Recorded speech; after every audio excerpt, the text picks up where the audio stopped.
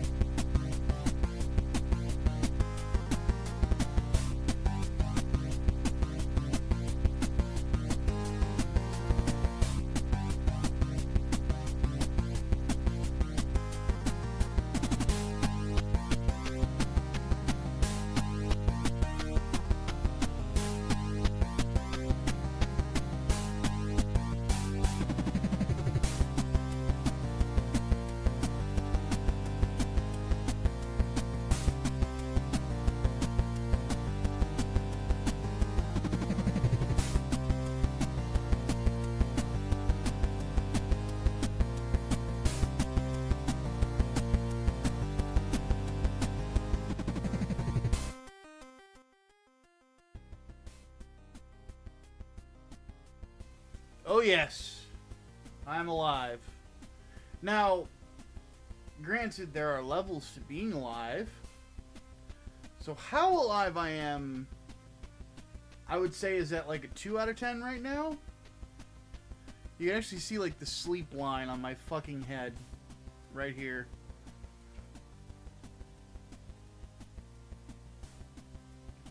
Alright, enough of the music. But yes, we are here. I am sorry that I'm late. That is my fault.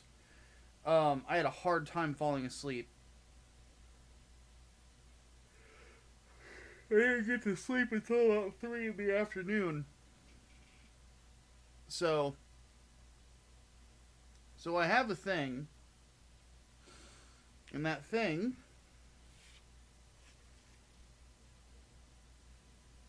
is homemade donuts.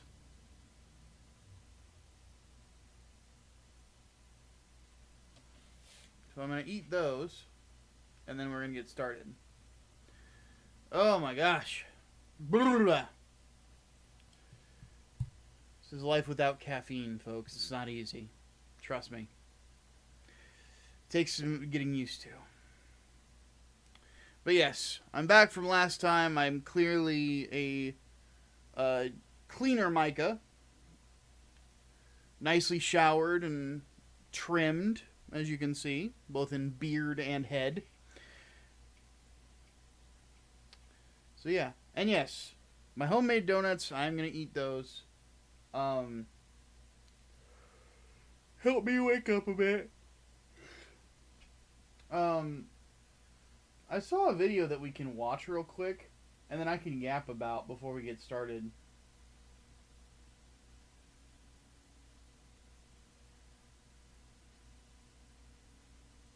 Give me just a second. Let me cue this up. I want to comment on this because this is very interesting. I'll give my first impressions, but I'll probably talk more about it on the podcast this week because Serena had brought it up, and I'm like, I don't know. But let's have a look here. See how many haters were lashing at my review? Oh, dude, we've got We got discussions to have. Okay, so before we get started, I'm gonna sit here and just give the boilerplate thing. I do not endorse any and all opinions of Mr. Asmongold. I think some of his takes are spot on. I think some of his takes are a little weird. So, just understand that if you don't like him, that's fine. If you do like him, that's fine. I'm just curious about what the fuck's going on. So let's see what the fuck's going on, shall we? Have you seen the Alyssa Mercante legal situation? She's seeking legal actions against several parties for doxing and harassment. Only hope that they live stream this so they might get an Asmongold reaction out of it. It's been nearly 6 months since my Sweet Baby report and the start of the Gamergate harassment campaign. I've been gathering advice and seeking advice from lawyers moving forward with legal action against several parties for doxing and harassment and defamation. I'm funding this myself, but I'll probably need to create a GoFundMe to help with the expenses. I'm sure. Oh, yeah. Okay. Defamation? Defamation? Objection, Your Honor.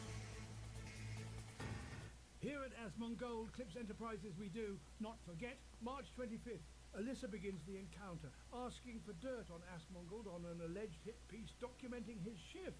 Here's Baldy's response.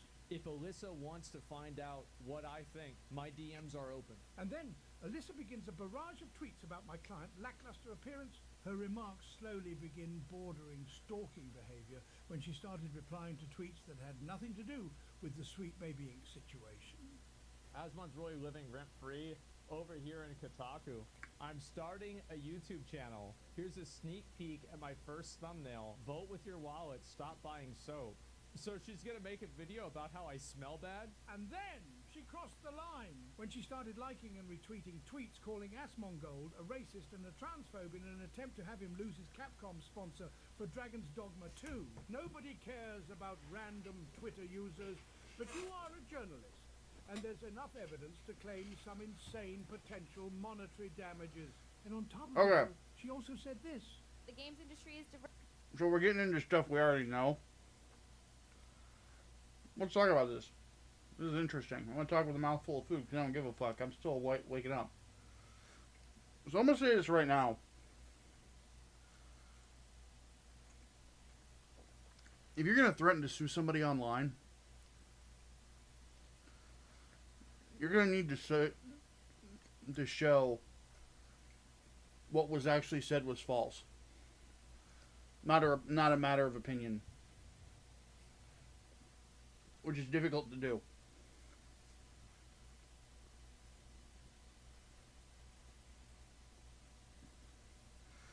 And this is something that I always find hilarious whenever it comes to people that are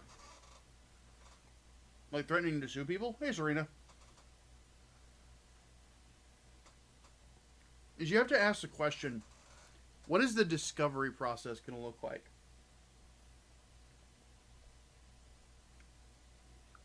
For those of you who don't know what that is, the discovery process is at the start of every court case, lawsuits, criminal cases, so on and so forth. And what it is basically, it's the gathering of information. What is all the information relevant to the case? What is all the evidence relevant to the case? And the judge will question the evidence, its relevance, and how it relates to the case in question. So let's say that you sue me for slander. Somebody sues me for slander. And in regards to discovery, my defense shows that the person suing me has actually been slandering me. And here's what they said that started the whole thing off. And this is what the interaction between these two individuals was. And the judge sees a bunch of lies, and then the person in question actually attempting to dox people. And the person in question that is filing the lawsuit is doing all of the things that they're suing the other person for. The judge is going to look at it and go, this is just a spat between two people who don't like each other, and then the case is probably going to get thrown out. And hey, Rocket, and hello to everybody, by the way. I'm sorry that I'm so slow on the fucking hellos. But that generally speaking, that's how it's gonna go. And that's one thing that I think a lot of people really don't understand about, like, a court case, is that it's not this thing where you get to sue somebody and then the other person doesn't get a say in things. Like, take 10 seconds to read the Bill of Rights, for fuck's sake. Like, that everybody has the right to a fair and speedy trial. And the part of the fair trial is that both sides get a say in what's going on. That's how trials work here in the West. Oh my goodness. So that's silly. Oh, we got a new gentleman. Alexis Amadeus. Or maybe it's a chick. I don't know. But hello. Question. They say, quick random question. After watching your videos, I was wondering how you go about managing copyright claims. I want to make vids too. I'm having trouble knowing what to edit. So, I will say this right now. As a reviewer, like now that my videos are primarily reviews, a big part of what YouTube is looking for in regards to like running into copyright problems. I'm going to start from the biggest one. I'm going to work my way down. The biggest one you obviously want to avoid is the copyright strike. You get 3 of those within a 90-day period, and you lose your channel. It's possible to get it restored. You have to talk to YouTube support to get it restored. They have to review what exactly is going on and why it's happening. But those are the big ones you want to avoid. Generally, how it works is that if you are doing a review of copyrighted material, so let's use my most recent Seed video for example.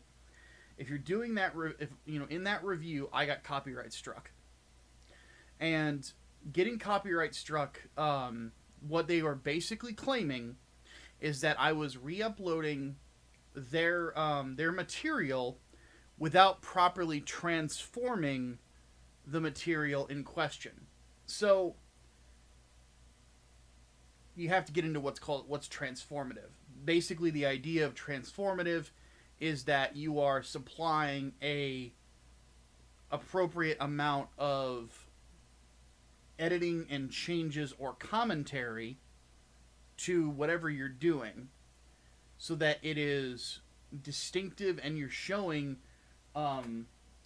you're effectively turning it into something else, and it fits a definition of what's in fair use. Educational, like if you're breaking down animation techniques, you need to be properly like going over what's going on and discussing the issue. You can't just take the material and throw it onto YouTube and then maybe like overlay a little bit of text and then just let it play out. Like you have to properly be editing it in a way that is transformative. So the copyright claim basically, the copyright holder says that you're not doing that properly and your channel needs to be penalized because of that. At that point, provided you are a member of the YouTube Partner Program, which I am, the channel is monetized, then what will happen is you can file a counterclaim. And they have to respond to YouTube showing that they are taking legal action against you. Because that's what DMCA is supposed to be, is basically the video is struck under the Digital Millennium Copyright Act. It is taken down. And then after it is taken down, they basically are going to sue you for breach of copyright. Well, because the problem is that a lot of people used to abuse DMCA, and the current system still kind of allows for abuse of DMCA, but at the very least now YouTube will say, if you do not send us proof that you're taking this person to court over this breach, we're putting their video back up and we're monetizing it, because you can't just strike videos to shut people up. We're not allowing you to do that anymore. So,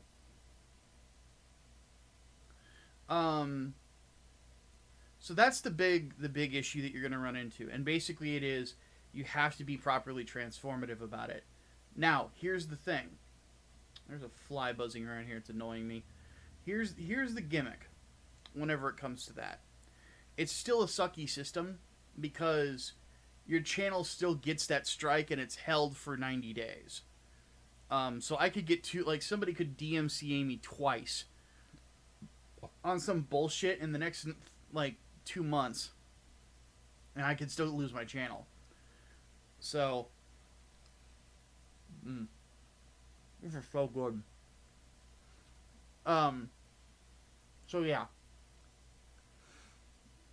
The second thing that's going to happen are what's called copyright claims. Basically,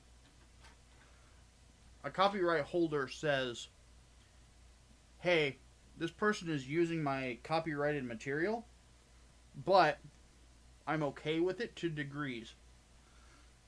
So, at that point, the copyright holder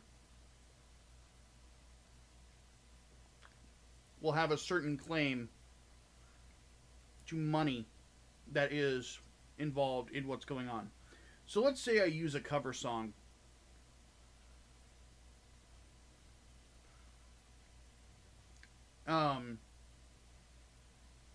Let's say I use a cover song for something. Like a Super Robot Wars version of a song. According to the law, the original creator of the song or their record label can come in and put a claim on a video, and then they will get what's called revenue share, meaning that a percentage of the money that you are making off that video will go to them because you're using their material. They're okay with it. It's just, they are going to get paid, and if you're okay with it, then you just don't file it. So from your perspective as the person who is playing the video, you can file counterclaims if need be, and if it's not responded to within a certain amount of time, the claim is released. So, I don't know what's supposed to count as transformative. I'll actually show you. So, this person actually talks some shit.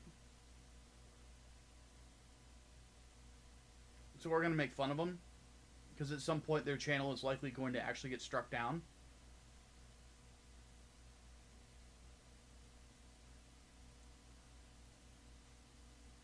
I'm going to show you what's transformative and what's not transformative. So we're actually going to use, let's see here.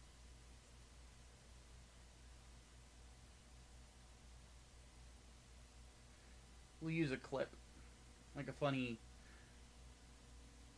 So, fair use doctrine.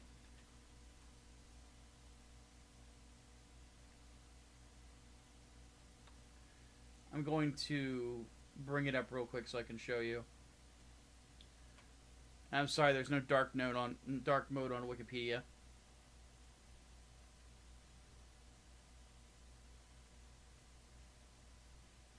Okay. Notwithstanding the provisions of sections 17 USC 106 and 106A, the fair use of a copyrighted work, including such use by reproduction in copies of fauna records, or by any means specified by that section for purposes such as, and here's where it gets, for purposes of such as criticism, comment, news reporting, teaching, including multiple copies for classroom use, scholarship, or research, is not an infringement of copyright. So basically what you have to prove is that you're doing one of the following. You're criticizing something, you're commenting on it, you're reporting on the news in regards to it, you're basically teaching educational purposes, so on and so forth, scholarship or research. That is effectively what transformation is. You're using it for a purpose that is effectively informing the public, or you're parodying it, which is covered under the First Amendment. So here's something that is not under fair use. This idiot. They are flat out putting full videos that are AI upscaled onto their YouTube channel that somebody else owns. Now, I can't click and actually play any of these, but you can see they're the full episodes because it's listed 60 FPS season 6. You've got the time, the timestamp is 21:41, so it's a full episode of a show. So this person who I hope honestly somebody reports to Warner Brothers to get their channel taken down because they're a prick. But they're uploading this shit and then talking shit to other people's channels about they're glad that they got copyright struck. Well, one of these days, Warner Brothers is gonna sue your ass and your channel's gonna take them down. I'm gonna fucking laugh at you because you're a fucking prick. So that this is an example of violating copyright is what this person is doing. Now let me show you one that's not violating copyright. Damn it! I can't see a thing. This falls under parody.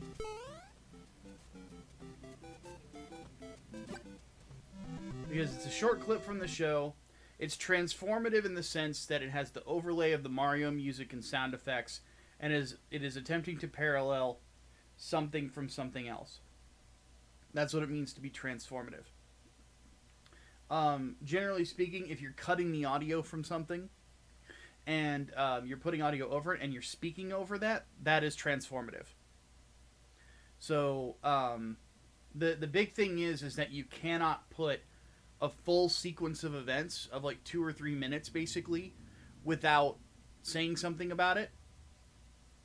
And you can't post like long-ass clips, and they also can't be in sequence of one another. Like, one thing you'll notice whenever I review a Gundam video, like, let's take my seed review, the recent one. You'll notice that I jump at places. I don't, like, when I talk about the plot, I don't talk about it from the start to the finish. I jump from place to place, go towards something and back towards something. That's actually purposeful. I'm not just doing it to do it. The reason I do that is because you can't say that I'm going out of my way to tell the audience the entire plot of something. I'm actually going, it's okay, here's a thing to criticize, here's a thing to criticize, here's a thing to compliment, here's a thing to criticize. So, that's basically how you gotta do it. Goodness.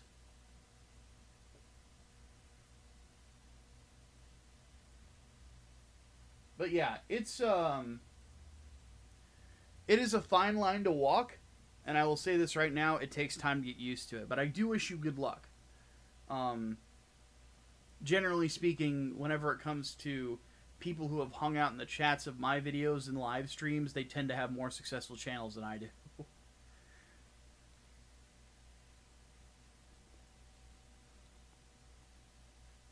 You're very welcome, Alexis.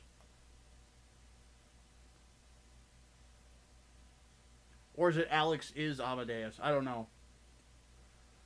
It's such a freaking hassle. It's just a learning process, man. That's all there is to it.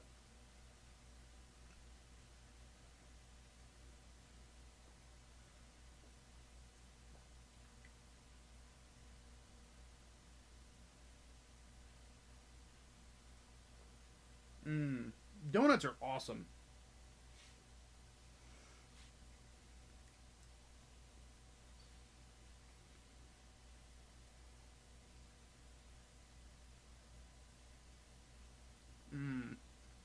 Man, that's good stuff.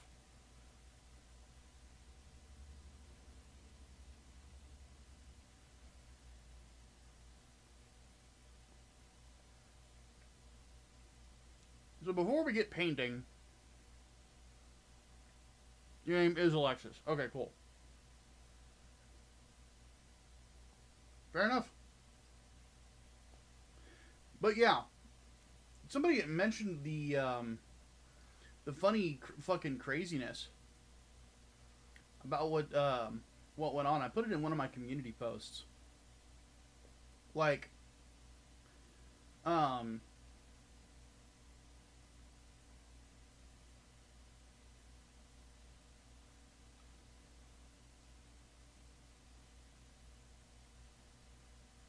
you click on the full image of one of these. Why is it not letting me? It cropped it, you fucker.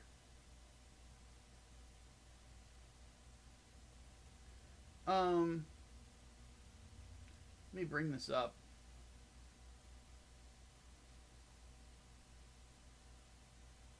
This is actually going to get put in a future video.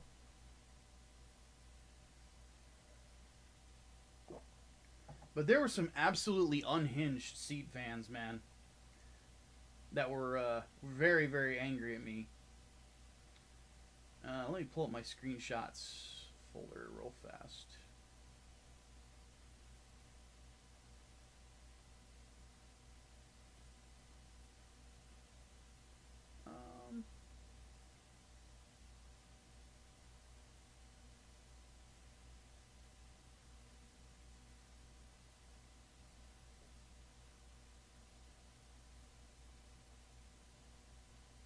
If I don't have it here, I think somebody put it in the server.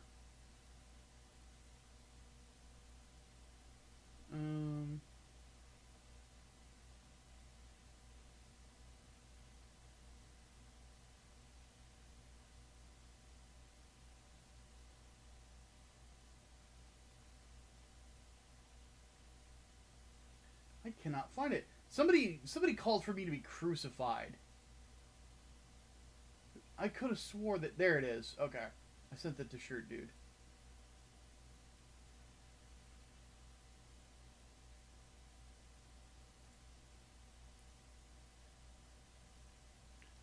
Like, seriously. This person called for me to be crucified because I didn't like a thing that they liked. What the hell? And then we'll get to this guy in a second. But, then there was this dude. Mick Solburn.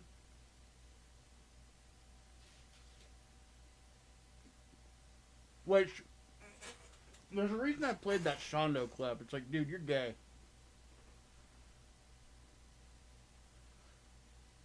But this is a threat. Like, let's not call it like what it is. Or what, something that it isn't. This is this guy threatening me. And the funny thing about the internet argument was, I called his bluff. I'm like, dude, fucking try it. Please. I'm begging you. Make my life more entertaining.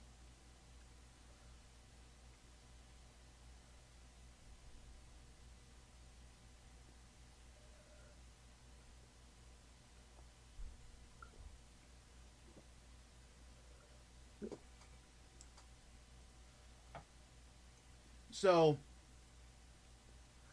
but I looked at his profile on the Twitter. This dude unironically has Shin Asuka Soul on his fucking Twitter bio. Shin Asuka Soul. The jokes write themselves. I'm of the opinion this is the type of person that has an account on Fur Affinity. Personally. And then there's this guy.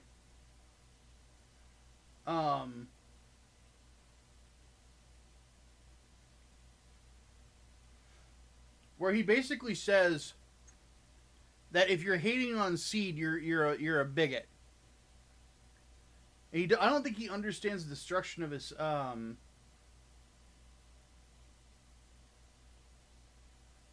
And he's trying to say that people who hate Seed are the reason that people dislike the Gundam fandom. I'm gonna be honest, dude. And he says OP is being extremely ignorant, misogynistic, and racist in the replies. Like, what the fuck? Towards who? Seed fans? So Seed fans are a race now, apparently. Seed fans are a protected class. Like, I couldn't stop laughing at this. Like, this was one of the funniest fucking shit I've honestly seen. And it just confirms to me, Gundam Seed fans really are the worst part of the Gundam fandom. Like, the worst I saw whenever it came to my Witch from Mercury review, which, by the way, the arguments I presented in it, like, the like to dislike ratio on it, it didn't get review bombed, basically. The Seed Freedom review did. Like, it's got 62, it has 164 dislikes to 270 likes. It got review bombed by Twitter freaks. My Witcher Mercury review is at 87% like to dislike. 700 likes, 100 dislikes. And generally speaking, the comments on Witch from Mercury, that review, were kind of tame. Like, just saying shit like L take or whatever. Like, that's tame shit. It's like people aren't claiming that I'm a racist for not liking Gundam Seed. Like,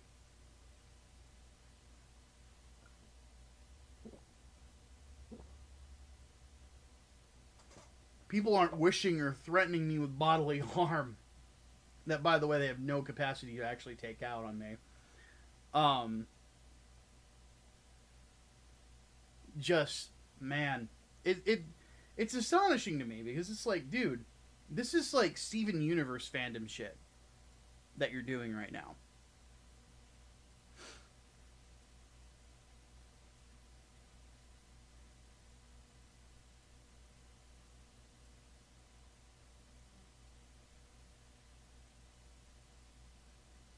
So yeah, it was, it's kind of silly. But, one thing that I do have, I'll show you this real quick before we get started. I'm yapping a lot right now, I know, but,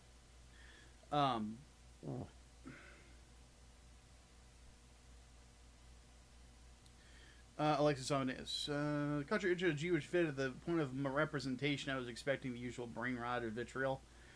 I was too, honestly. And a couple commenters came in and said, you know, or asked just, why don't you find this important? And I just explained it to them. I just said, it's like, you know, and I said, well, it says in the video, but long story short, you know, it doesn't really matter to me who's in the story. It's whether or not the story is actually good. It's a fucking fly, man, I swear. But, it's who's in the story, and does it make sense for them to be there given what the setting is. If those things are good, it doesn't really, like, it's not a pro or a con. You know, it's just it is what it is. You know. You said this would happen in one of the live feeds. You predicted this.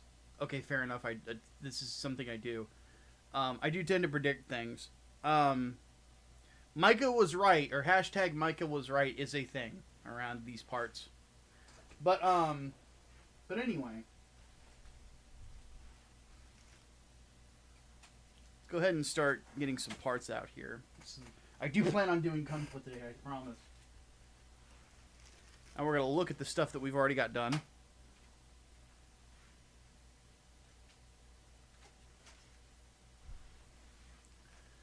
And then we're going to paint what's left to do, and then we're going to assemble most of the kit today.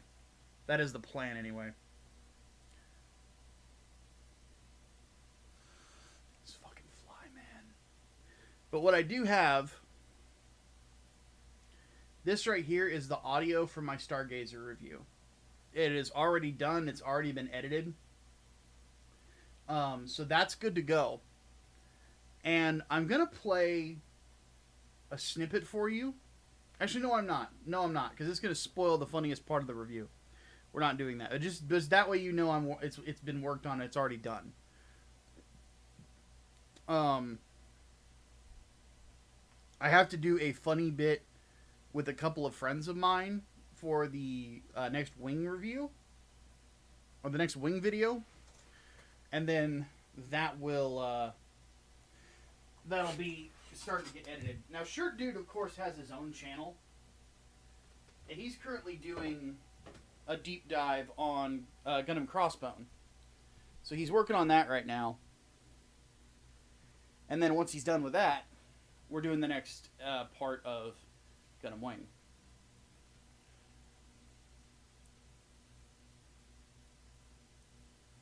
Okay. Thankfully, my office is a bit cleaner than usual. One thing that I actually did is I brought this in here. This is the lamest thing I own. It's a yoga mat. But I promised myself I was going to start doing it and also start doing like push-ups and sit-ups in here to get my blood circulation going. And I 200% intend to do exactly that. So,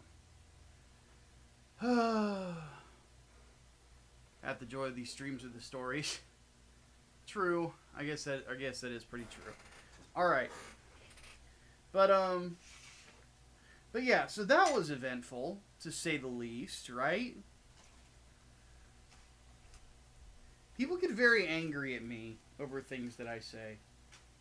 I find it very strange, because a lot of the things I say aren't anger-inducing to a normal person. But this is the internet. Normalcy is not a common thing. What's going to be after part 3 of Wing? Part 4. Part 3 is the Fall of the Saint Kingdom. And then part 4 is the Eve Wars and Endless Waltz.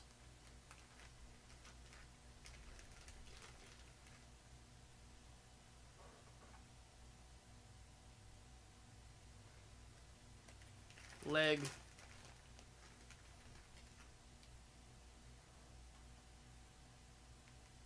Leg. So these legs are done. Totally color separated like I promised. Let me... As you can see, I did a similar masking trick that I did to other spots with that big piece over the thruster.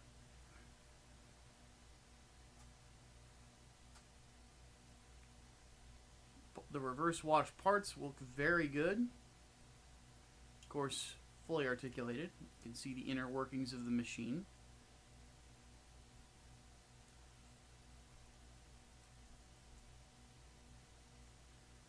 And then the cool thing about this is that it detaches and moves around.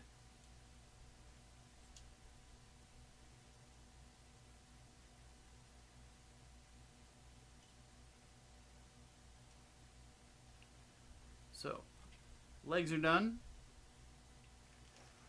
The waist is 90% done.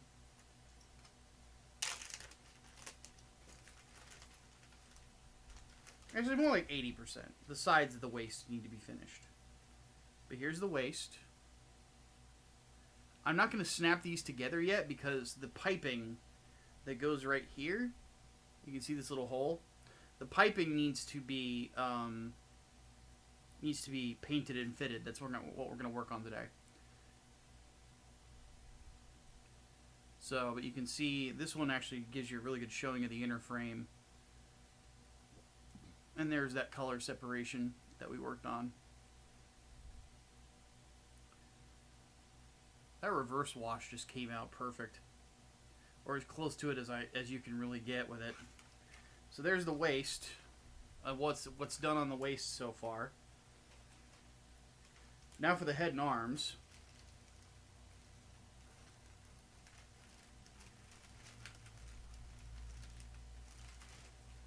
So here's the Sinanju's head.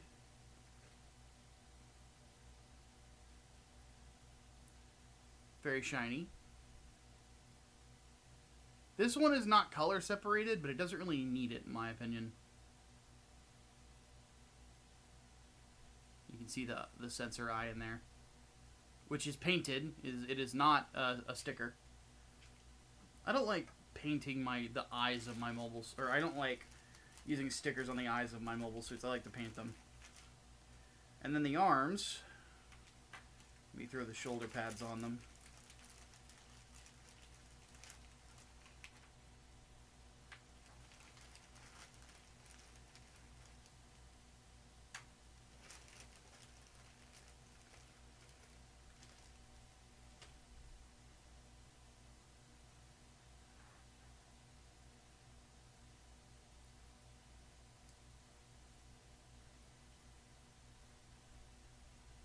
So here's one of the arms.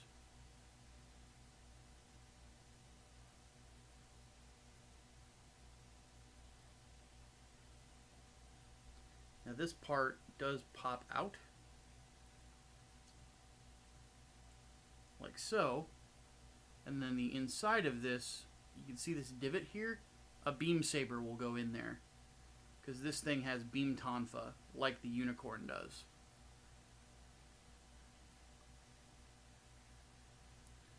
So there's one arm.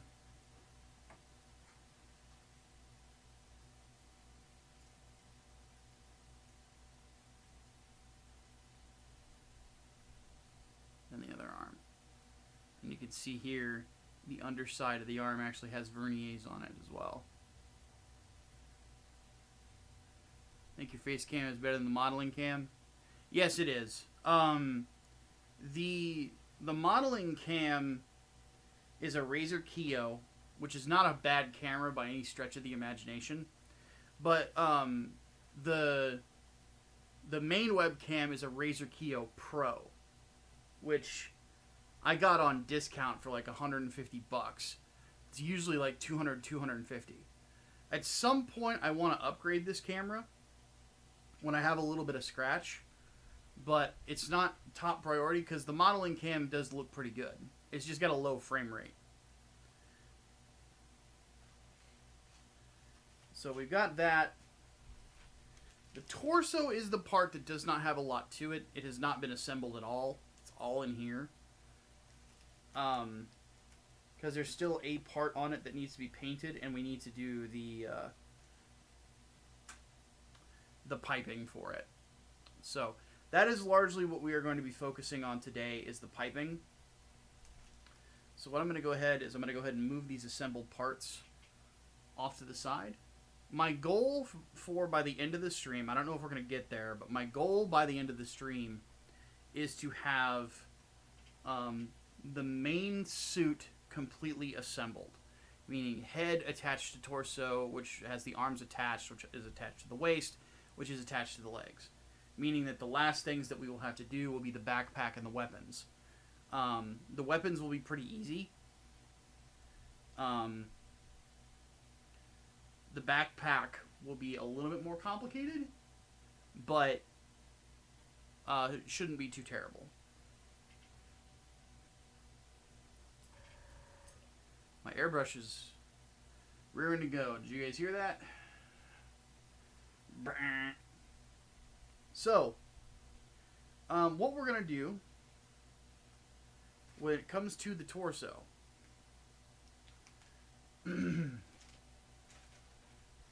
let's go ahead and pull this out. So the part in question that mounts all of the stuff is right here. Has this been painted? It has. So right here, this will go on the close to the waist of the model, and this will have the Zaku-esque tubing on it. So what I'm going to go ahead and do is pull out all the torso parts.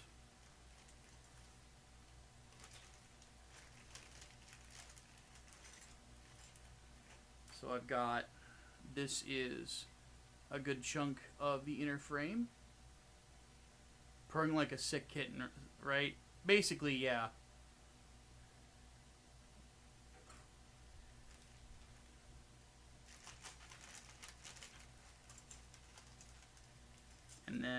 got the neck region. This has already been painted. We did this pretty early on.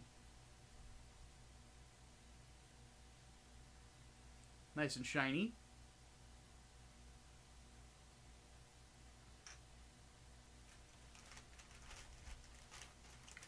Now I'm pulling these out piece by piece because I want to make sure that any of the tubing pieces that are in there are not going flying.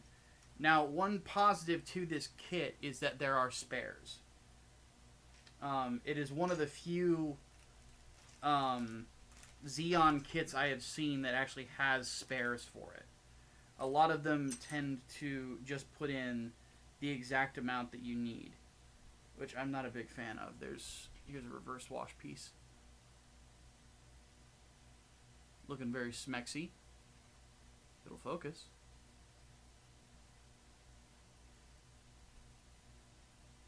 This is one I had to touch up with Gundam marker. Looks good though. The one thing I have noticed with reverse wash is that if you're doing acrylic over lacquer, or are these acrylics? Yeah, if you're doing acrylic over lacquer, if you use paint thinner to get rid of the acrylic, you are going to dull the paint underneath it. But it's just kind of what can be expected. There's another reversed wash piece. And it's not a huge deal. Like, it's not like, eh. It's one of those it is what it is moments.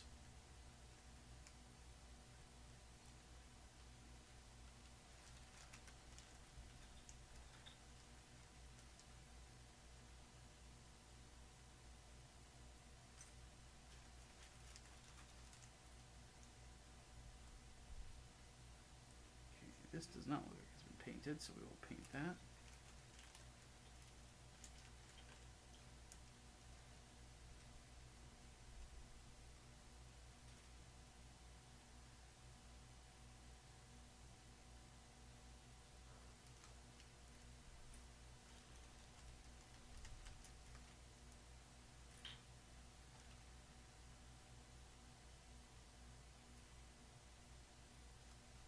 Okay, so all that is in here right here that you can see are the parts for the pipes.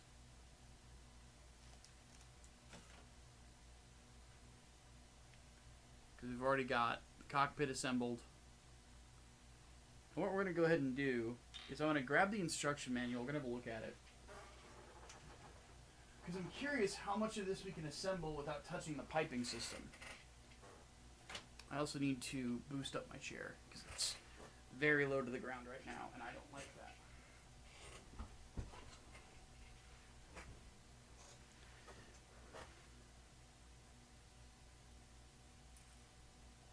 Oh. Part fell on the ground. Don't go into the void. Gotcha.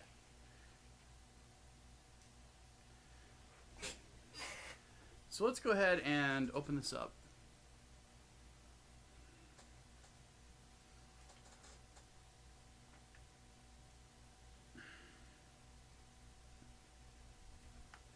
Okay.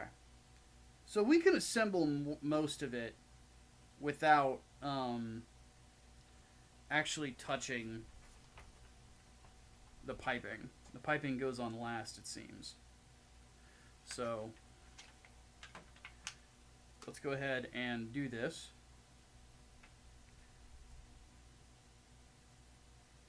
So we've got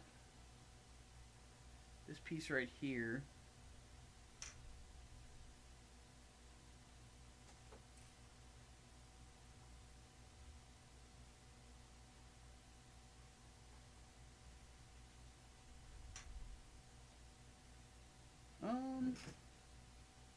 Hold on a second.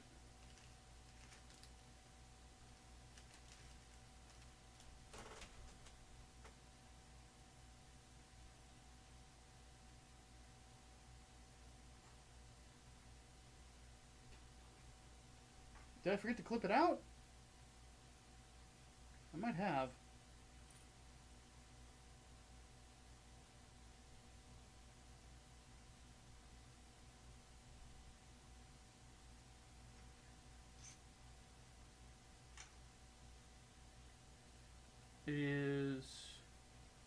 K25. Let me have a look.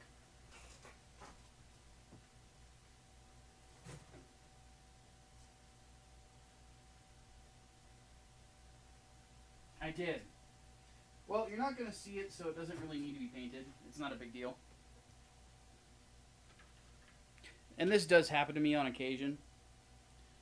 Is I'll get to clipping parts out.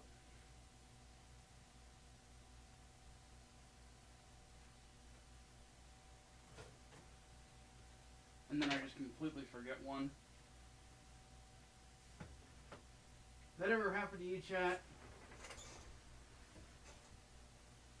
This definitely happens to me at least once per build.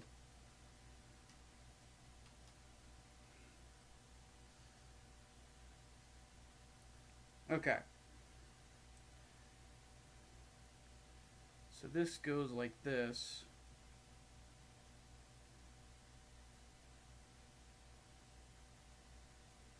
I think. Yep. This actually needs a little bit of touch up. So we're going to go ahead and do this.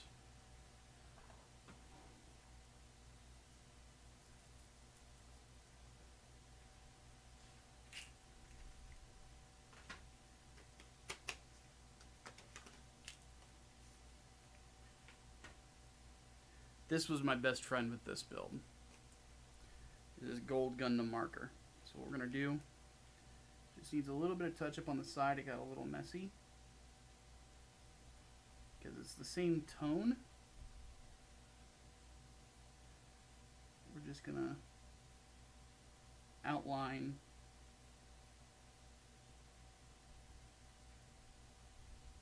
this area to make it nice and clean. I'm actually going to grab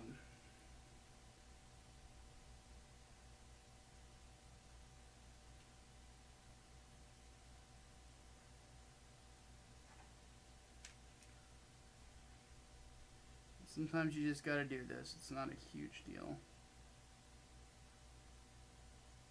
This is why, honestly, in the future, if I don't have to reverse wash something, I'm not going to. Just because the paint that everybody recommends that you use is not acrylics. It's a different one. So we'll let that dry.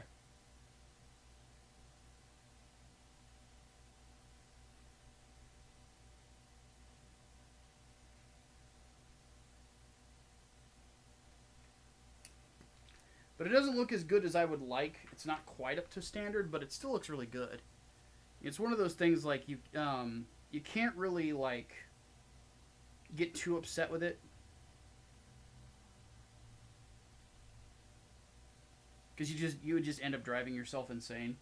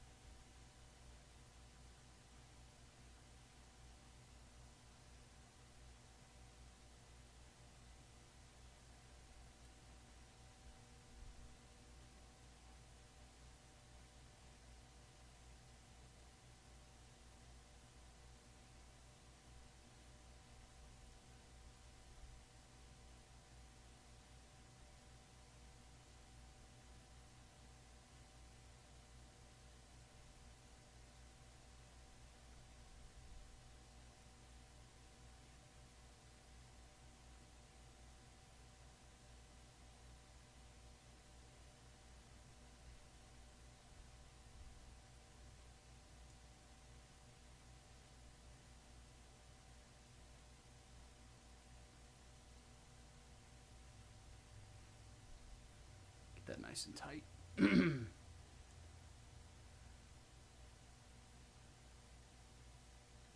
Also, hey Leo, sorry I'm late. The power is out. That's not good. Hopefully everything's okay.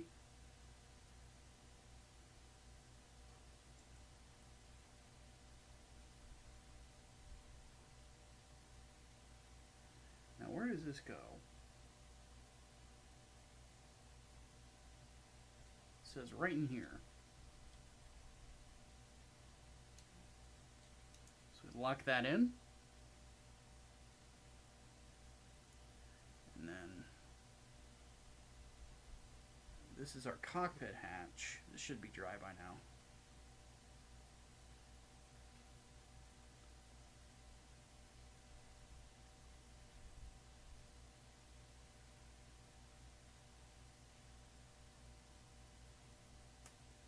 Snaps onto there. Looks pretty good so far.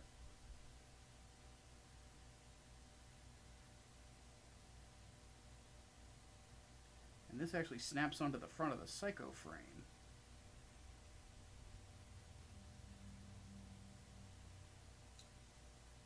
But I'm not quite sure how.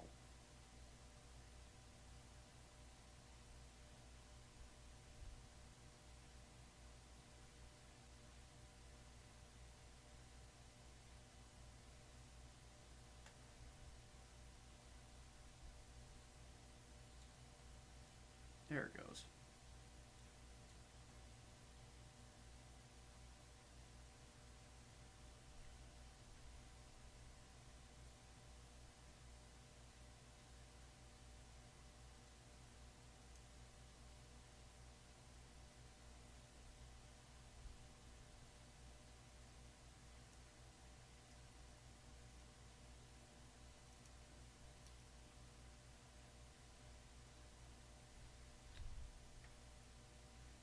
Black's even got a little smudged too. That's no bueno.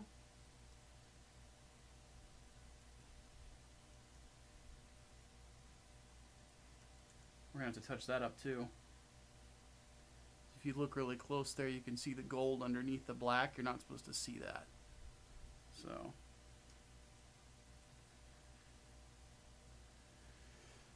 what we do is we grab our black Gundam marker. Now the thing about this is that the edge of this pen is different than that of the other one. It is actually a very sharp point. So what we're going to do is we're going to effectively use this like a really sharp paintbrush. How I do this is I will take a bottle cap from some soda I've been drinking, and I will press out the paint from the Gundam marker.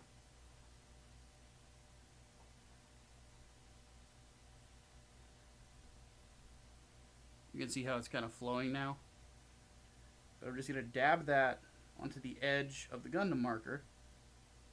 I'm going to come over here and just use it like a very, very precise paintbrush.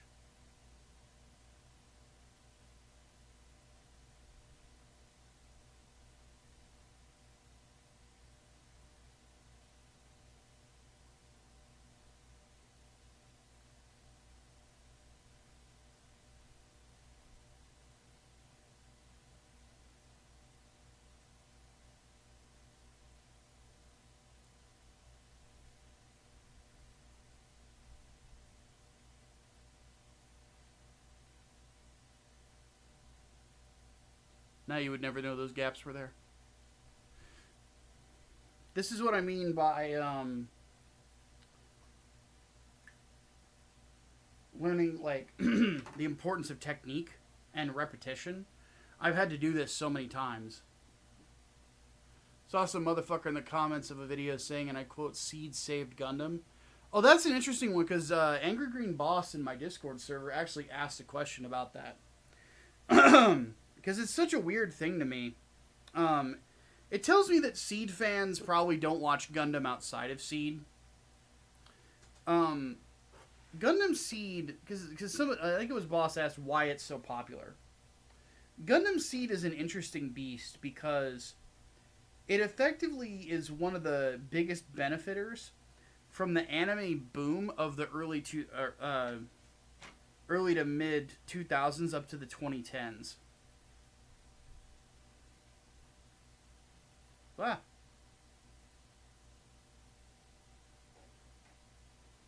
So, anime got a really big boom because of shows like Naruto and Bleach and stuff like that when they first aired. That generation of anime on Cartoon Network and stuff, right?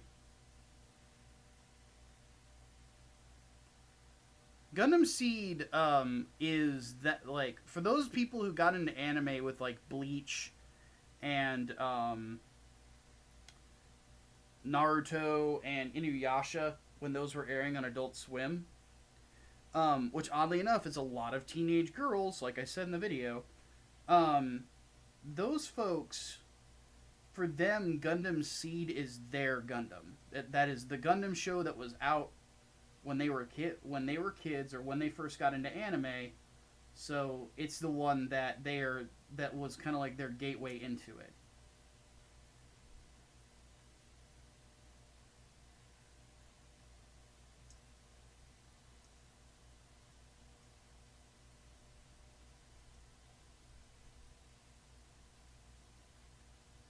How the fuck does this go in there? Oh, answered my own question.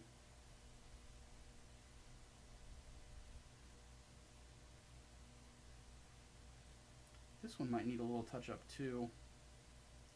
Yeah, those golds are very dull.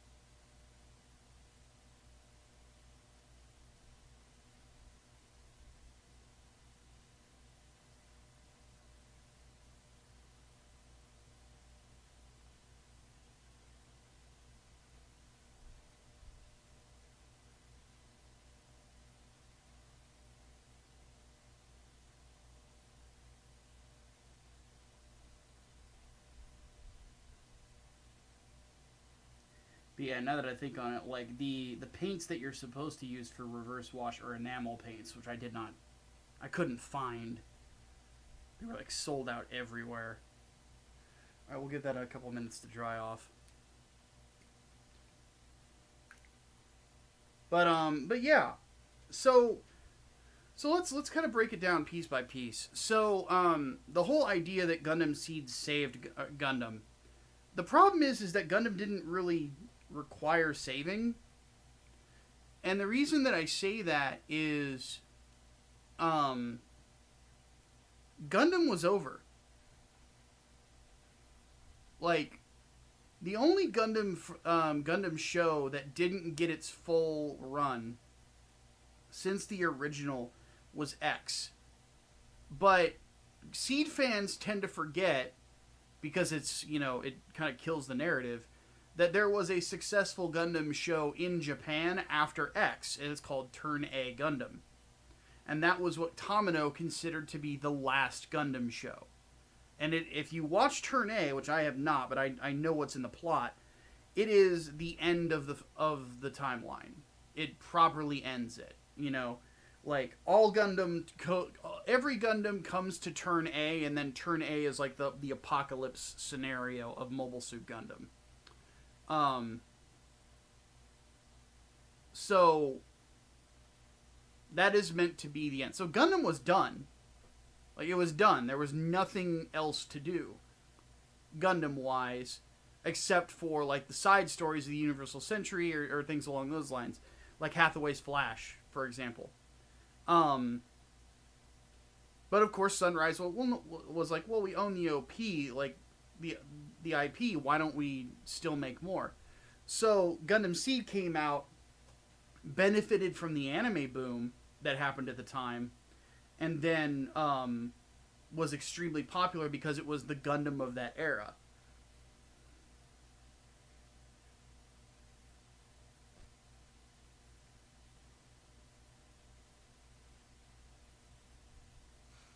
So,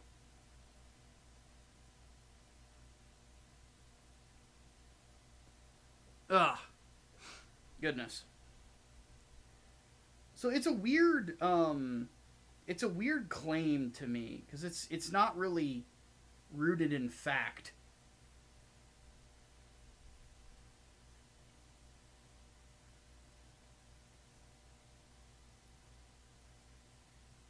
It's one of those things like, how can you save something that like didn't really need saving? But that's what makes it a narrative, not a fact. And yeah, the big thing with Seed is it is nostalgic for that time period for a lot of people. If you look at a lot of people that are into Gundam Seed, they're really into Naruto, they're really into Fairy Tail, they're really into what else is there? They're really into, gosh, there's actually a few different pieces I'm missing for this.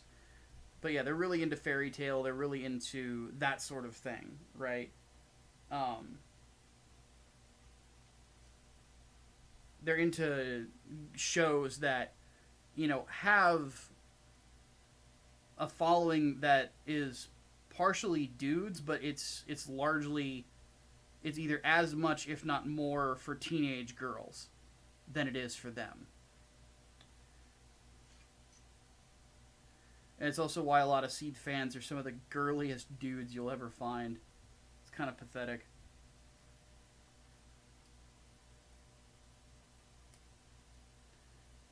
It was sort of like when I saw a couple of different VTubers, people point out to me, oh yeah, they're a Gundam fan. And I looked at like their opening stream and like their debut and where they talk about like their favorite anime. And it was always Seed. And I'm like, yep, that's about right. Teenage girls, that's when they got into it, was when they were teenagers.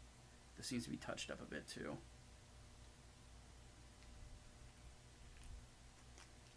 And by the way,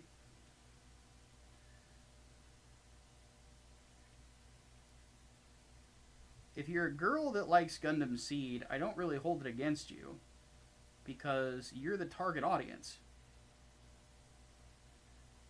Like, NTR plots and sappy romance and shit like that, that's effectively for girls, you know? Girls love that shit. Because men and women are different. And effectively what Gundam Seed was there to do was to target the female demographic. And it did so very, very well.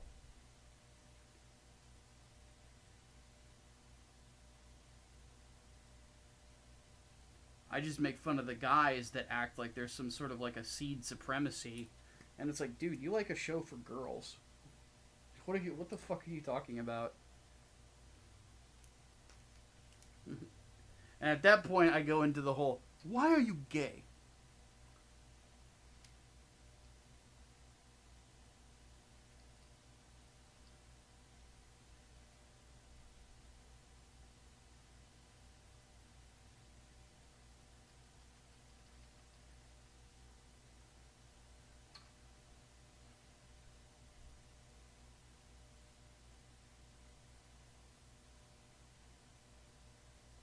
Which, like I said earlier, that's why I played the Shondo clip.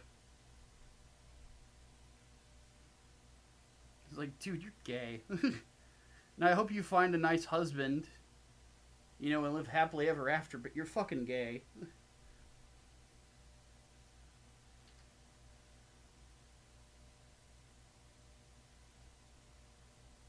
like, you closeted little weirdo.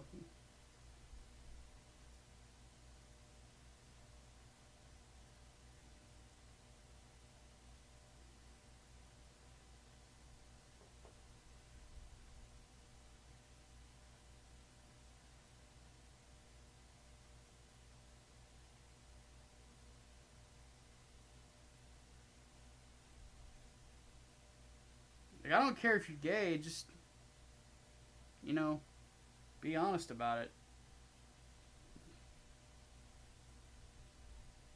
You want a boyfriend and you want to watch sappy romances and stuff like that. There's a lot of gay dudes who are like that. It's okay. I don't judge. I have gay friends who are like that.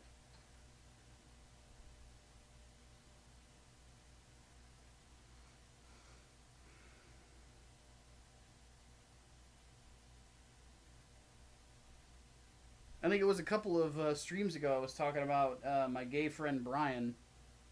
Brian, oddly enough, is not into the sappy romance shit. He's actually into science fiction. He and I saw one of the not Alien Romulus, because that one just came out. The one before it. We saw that together, and we both caught lunch afterwards, and we're both like, dude, that movie sucked. It was so bad. Oh, God.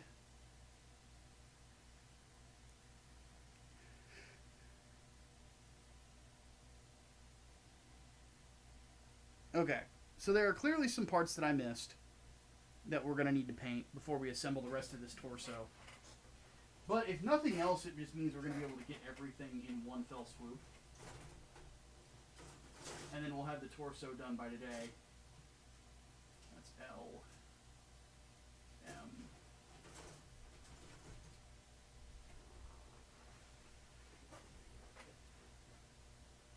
Because I had forgotten the arm assembly on this. I did, by the way, guys, part of the reason I didn't sleep that great. I did see Romulus.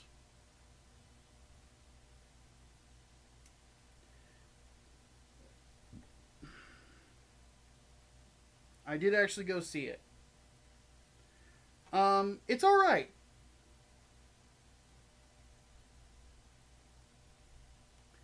It's a lot better than I expected it was gonna be. But, I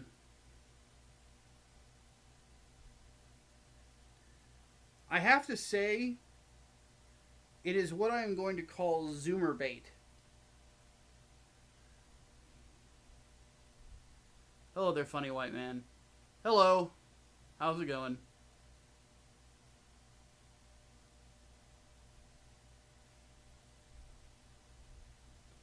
But yeah, I saw Romulus.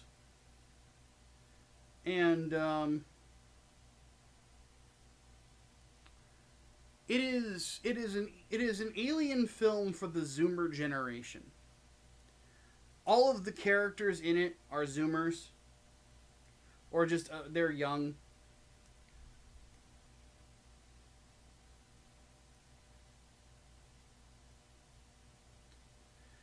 But it's formatted more like a slasher film than it is an alien movie in a lot of respects.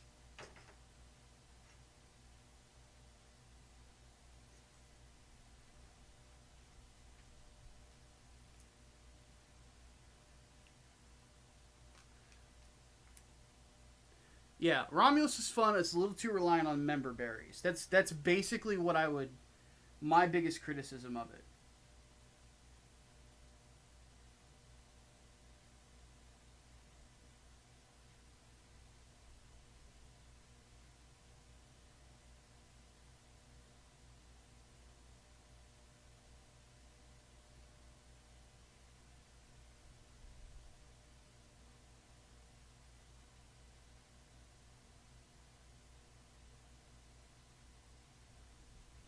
Because it's got some very interesting sequences to it. But at the same time, it's also very...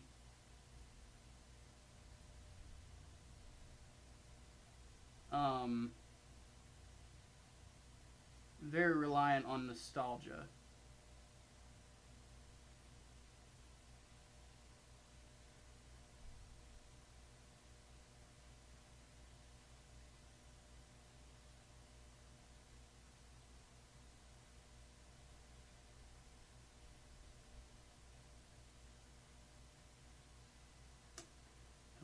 Paint spillage there, so we'll let that dry and then I'll touch it up a little bit more. Whoa! That was loud.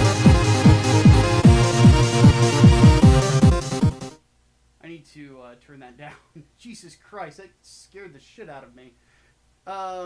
Columbia, thank you for the renewal of your membership. It says Tabano, and that is how Gundam ended. Sunrise fans, man, where'd the Turn X come from? Drifted from Andromeda. Sunrise fans, presenting Gundam Lost in Space, the new UC. Oh God, that would be interesting.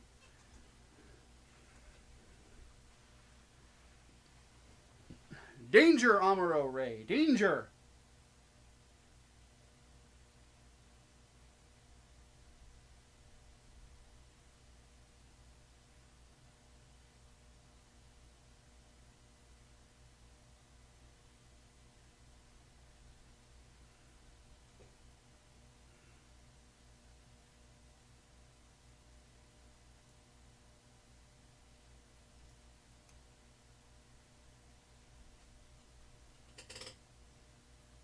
Looks pretty good.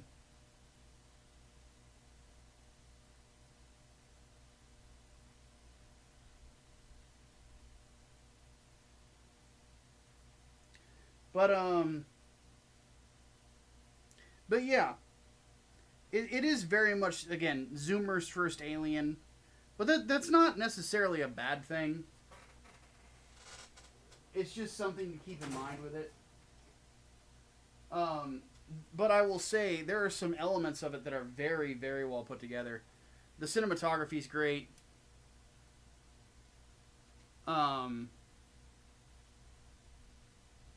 Just the overall presentation was spot on.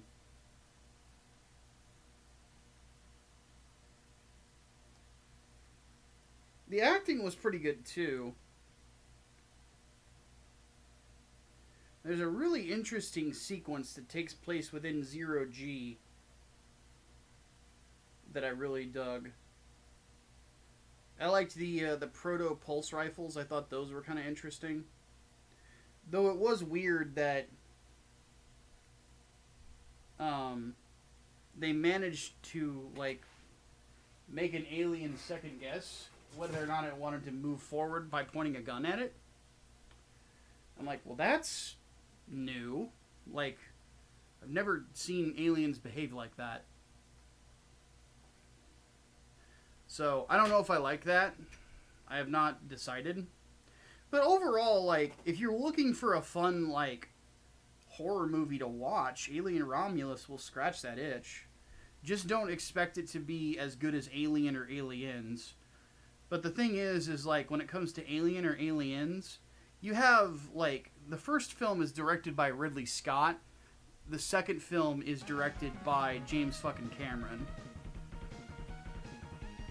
Hey, $10 from Brain. He says, when the probe came across the Nostromo, first 5 minutes, not spoiler, I was okay with it. Then there was another, and then another, and another. After the third one, I had my fill of member berries. Yeah, that's a fair, I think that's a fair take.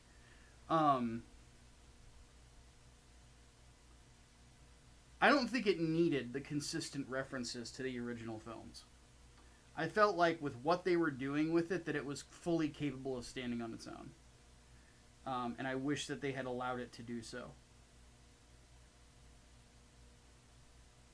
So that would be my main criticism of it, is that we don't really need the constant reminder of how great the original and Aliens are. Because they're classics. Like, nobody has forgotten those films. However, if there is one major positive to Romulus, it's the idea that this could be the gateway drug for a lot of people to get into Alien, which makes me happy because the first two movies are absolute classics. I might watch Aliens tonight before I go to bed. Because after this stream, I am going to try to go back to sleep. To try to have like a somewhat normal sleeping schedule.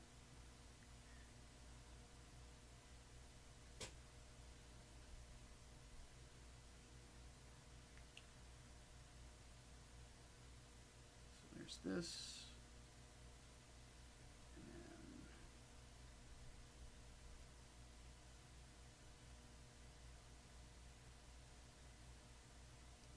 And that goes in like that.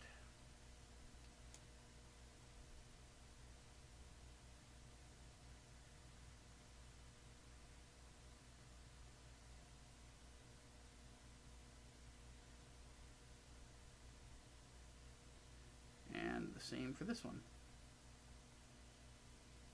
Bink. Perfect.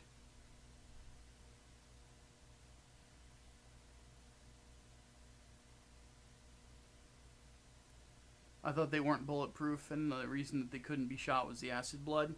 Yeah, that is basically it.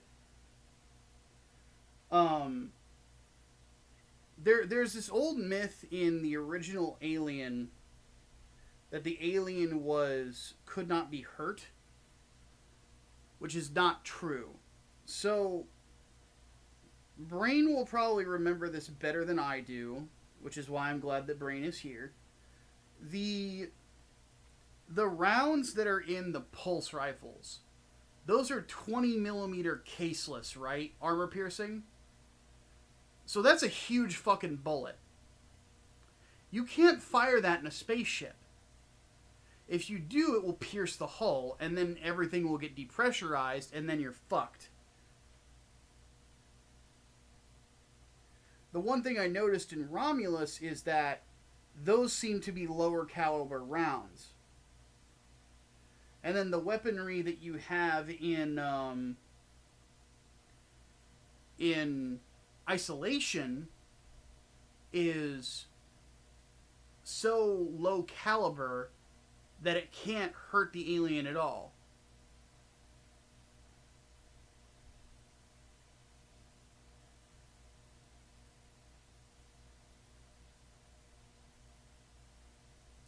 Callbacks are fine if they're relevant to the plot, but the logs from like the logs from Nostromo, but a lot of them just had no bearing outside of memes.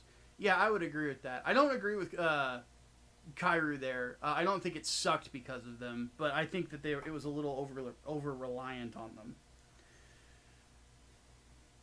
I overall think it's a good movie. It's just not as good as it could be. It is the third best Alien movie. It's a lot better than Alien 3. It's a lot better than... It does a lot of the stuff that Resurrection was doing a lot better than Resurrection did.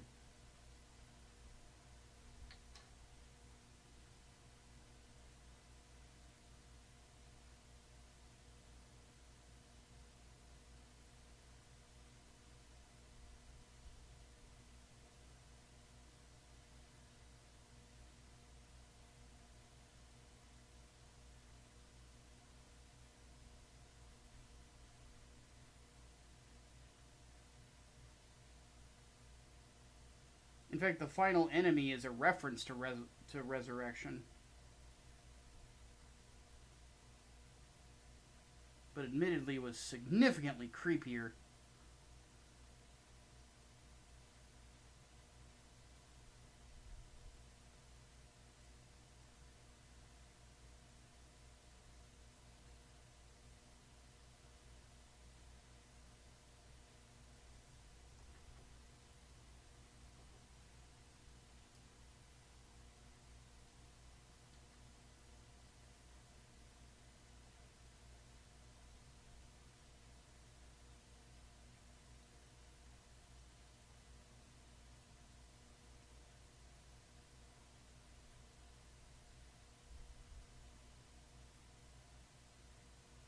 Oh wow, this got kind of fucked up. But that is why we have Q-tips. Somewhere.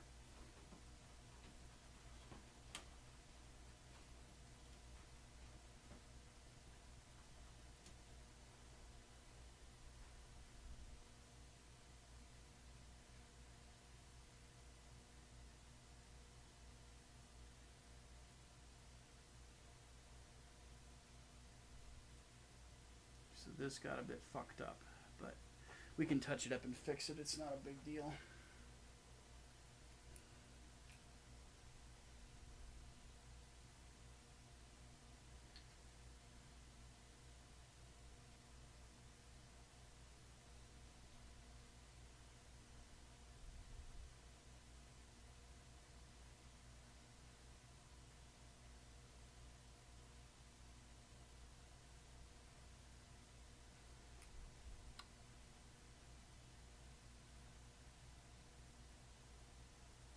But, Rhombus belongs in the category of at least you tried. I wouldn't go that far. Like, it is, again, it's a good movie. It does a lot of things right.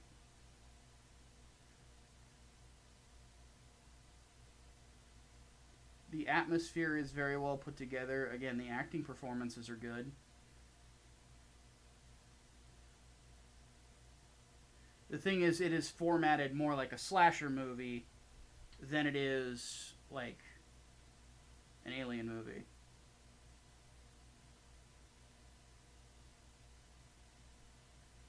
Then again, I've had some people like argue to me before that the very first Alien was basically a slasher movie in space with an alien. So it's a thing about perspective, you know. Just depends on how you look at it.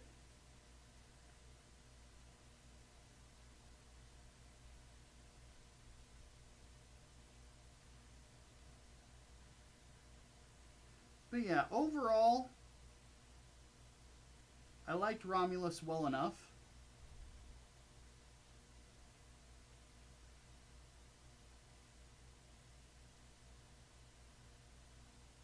And my complaints are admittedly minor in the grand scheme of things.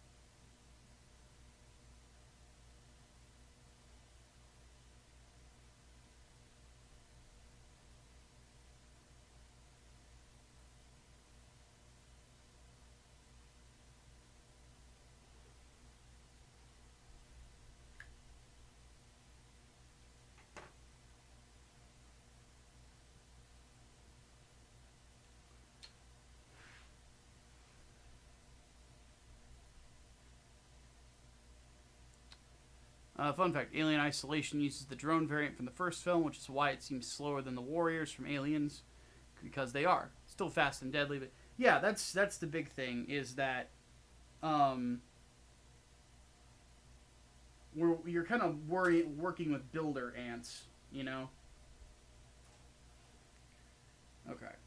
I need a couple different parts from the K-Runner.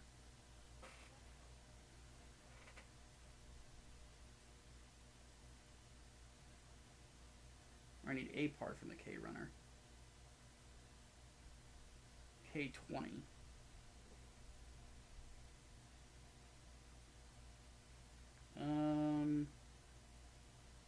Shows here that I already clipped it out.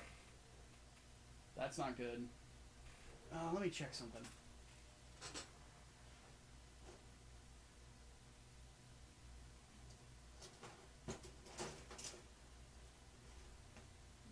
Nope, it's not there.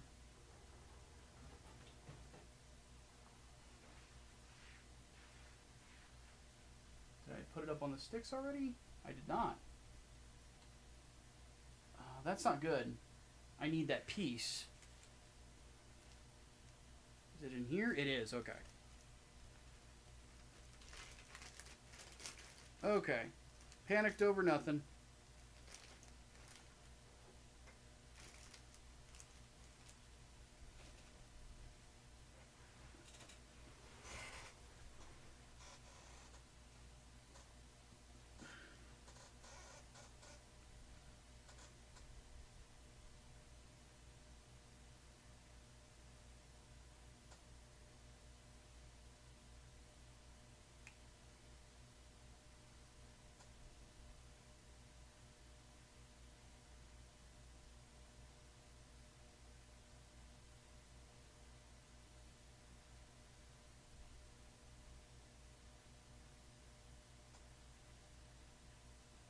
And this needs to actually be sanded a little bit.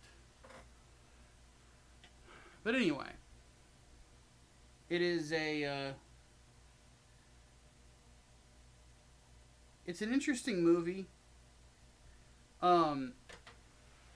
it kind of goes like the what I find funniest about it is that it does this thing that I also noticed the movie The Gentleman did, where basically the idea is that Zoomer Brits are pricks. And I think that that's fucking hilarious to me.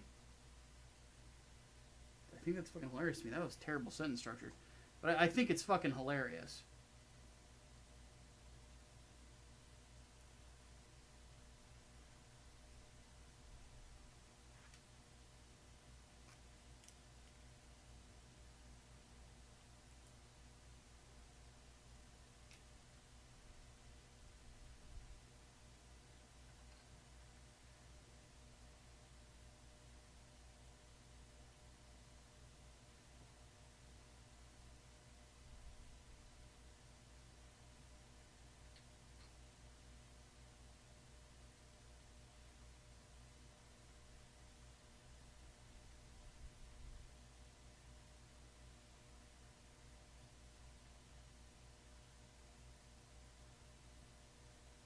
Which I need to actually sit down and watch the full movie of The Gentleman. I haven't gotten around to it. I hear it's more in line with Guy Ritchie's old stuff, like Snatch and Lock, Stock, and Two Smoking Barrels. So I definitely want to look at it at some point.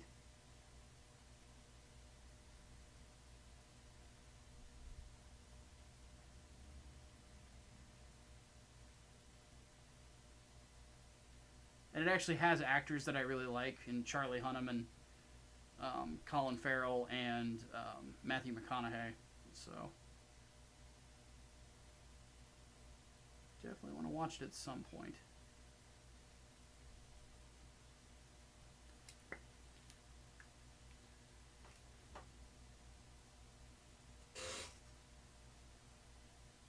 Though I thought it was funny that there was like this version of Shimmy Shimmy Ya by fucking Old Dirty Bastard that was like sung by kids. And I was like, what the fuck is this? Like, this is hilarious. Shimmy Shimmy Ya, Shimmy Ya, Shimmy Yay. Give me the mic so I can take it away. God, this touch-up job is not looking good at all. It's very rough. This might actually have to get redone. God damn it. That sucks. Well, it is what it is. So let's go ahead and clean the paint off of it, and we'll redo this too.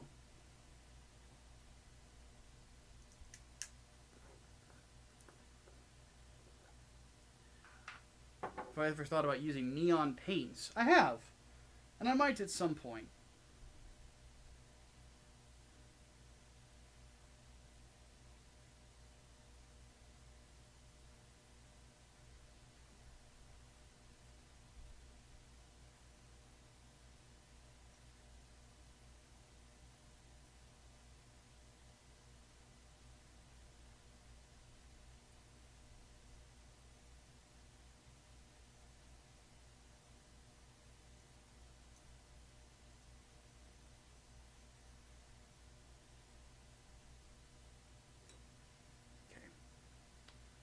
Grab a paper towel.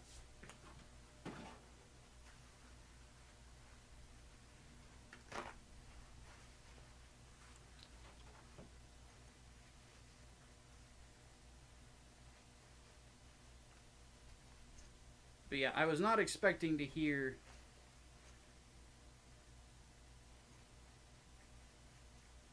a song that starts with, "Yeah, baby, I like you raw. Oh, baby, I like you raw." Fucking,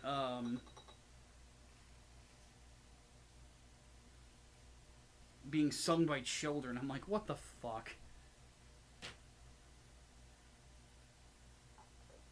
Because I couldn't believe it when I first heard it. And then I start hearing woo, tang, woo, tang. I'm like, yeah, that's Shimmy Shimmy Ya. What the fuck? Like, really? Alright, man. If it works, it works. I'm not going to complain. It's just silly. You know? Okay. So.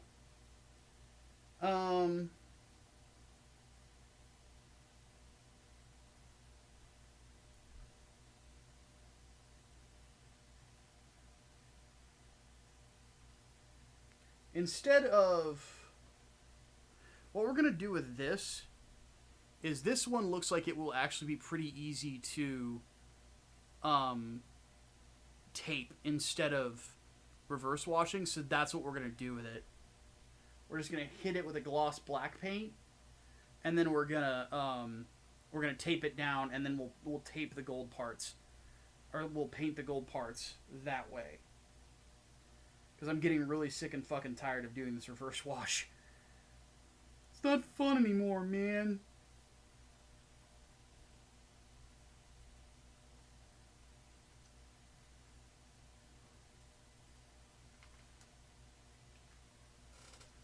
God, I really do want to watch Aliens, though.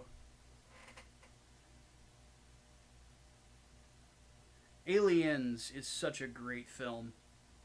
I mean, granted, so's the original.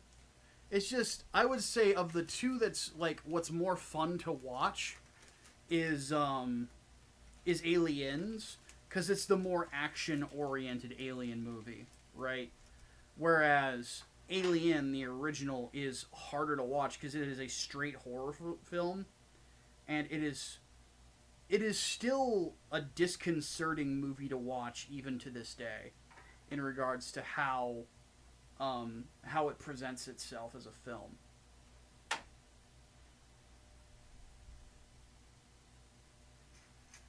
Like, this is just shows how good John Hurt's acting was. I say was because sadly he passed away. He was one of my favorite British actors too. Kane's death in the original Alien, when we first see the chest burster, how he sells that, how he draws it out, his mannerisms and stuff like that while he's dying and this is happening to him, honestly kind of makes you want to cry. Like, it's really weird, like, how well done it is. And maybe that makes me a little bit of a pussy, maybe just a smidgen, but I don't think it's unfair to say that. I feel like it's just a sequence that it sticks in your brain, you know?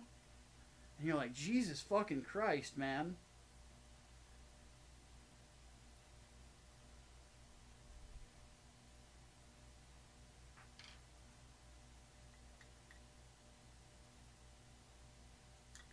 It's one of those scenes, I can't watch it, like, over and over again. Like, I gotta be in a mood to watch Alien. Whereas Aliens, I can watch whenever. Because, like, the chest bursters that you see in Aliens, they're quick. They're just boom, boom, bam, out. You know? It's very sudden, very quick. Really, Scott drew that fucking shit out. He made you feel it. Like, if you can't tell by the way I'm gushing, Ridley Scott is my favorite director. Yeah, he's had some stinkers, but he's also created some of the greatest films of all time. So, in reality, he's kind of a 50-50 director. But I have a ton of respect for what he has done and how good a lot of it is.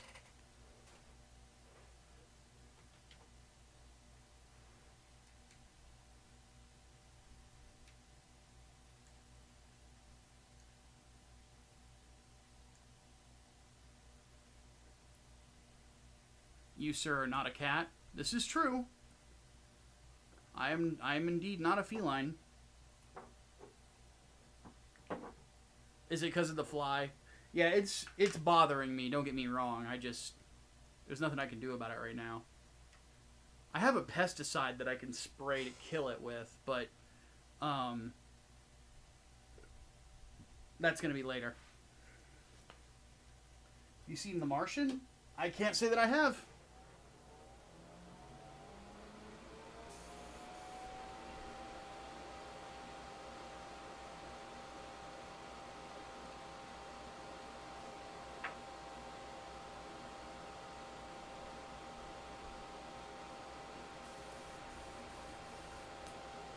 Make sure this is spraying properly. It is not. So that means we got a little bit of a clog. Yeah, Alien is the kind of movie you have to sleep with the lights on. That is very true. It is a genuinely horrifying film. That and I say the original Alien, and like if you want like what I would say is prime sci-fi horror, I recommend two movies if you want to know what that subgenre is about. Alien and The Thing.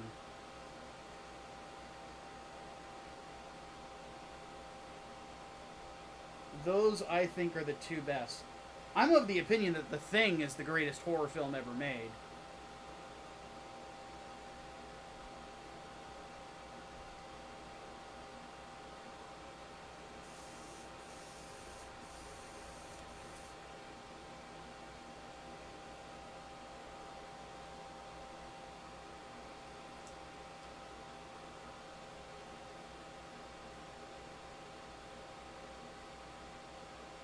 In that dinner, they did not tell anyone what was going to happen, so the reactions were real as fuck. Yeah, apparently John Hurt and Ridley Scott were the only ones that knew exactly how they were going to do it. Everything else was improv, which is awesome.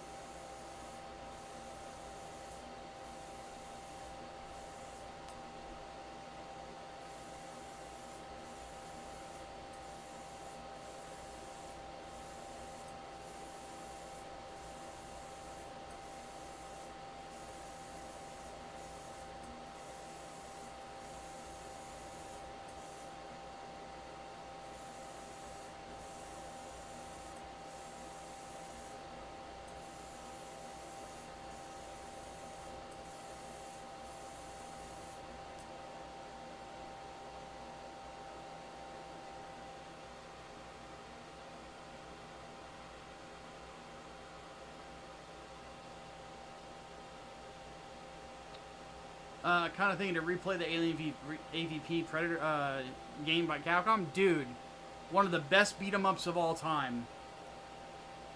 Fucking awesome video game.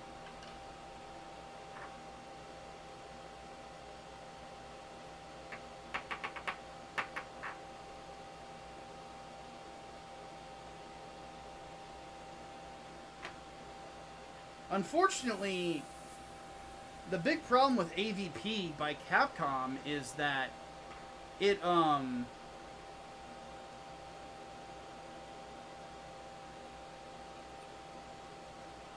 it's almost impossible to get or be able to play legally.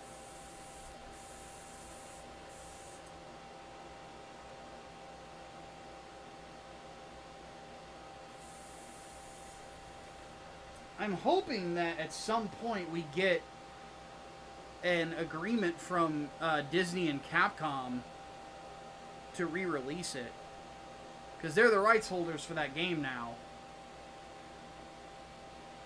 The only thing that that Capcom owes out of or owns out of that AVP game is the character of Lin Kurosawa, because that's how she's able to appear in Street Fighter Alpha, and like in the background, and they don't get sued.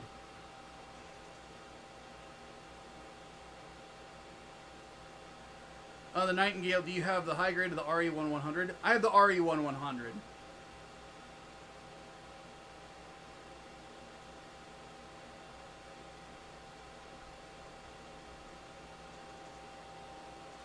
But yeah, you cannot pick up AVP, that Capcom game, through, like, it's not for sale anywhere. It has to, you have to pirate it, which is unfortunate, but you can kind of thank Fox for that,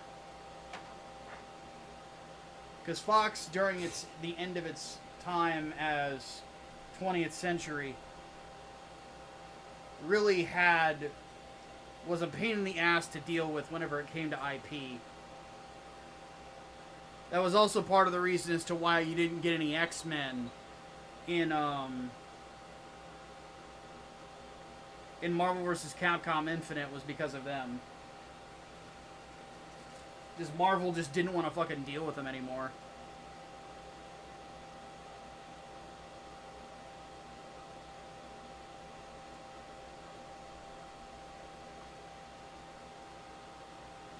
And by the way, I can't say I blame them.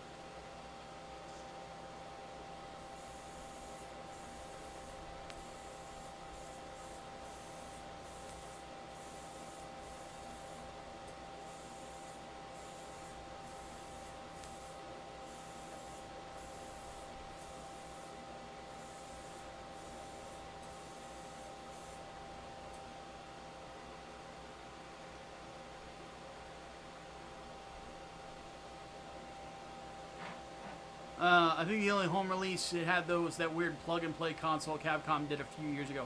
Yes! Yeah, the one with the joystick that looks like a Capcom arcade logo. I remember because Maximilian was freaking out about it. And it was a PAL region only. Like, that's the furthest it would go west. You couldn't get it here in America. So, I was kind of surprised that he never went out of his way to get it imported. Like, I'd figure of all the people who fucking love those old-school Capcom beat-em-ups, Maximilian would be the one where, like, he's all over that shit. But nah, he never did. Granted, I don't know if, because he's a Twitch partner and he's probably one of the most notable ones,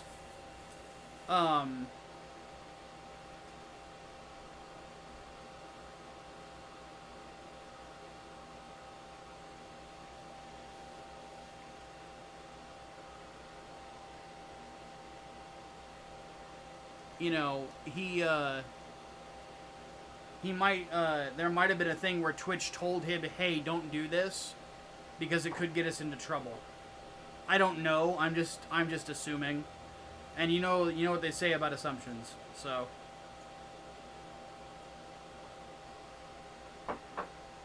Ass you, me, etc. I'm gonna have to, I've gone through so much thinner on doing and redoing shit for this fucking kit. I'm gonna have to buy more paint thinner.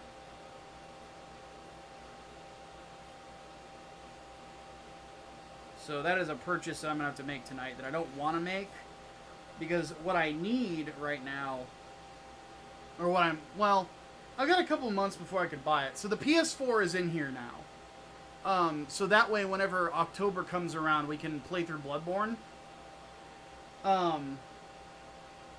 But my controller is fucked. Like, the left stick on it is all fucked up. So I have to, it just got old, you know? So I have to buy a new PS4 controller in the near future. Like, in the next couple of months. It's not pressing, because the next video game that comes out that I care about is Space Marine 2, which I've already got my order in. And Brain, since I know you're watching, I did end up getting the gold edition. So I get to play that shit early.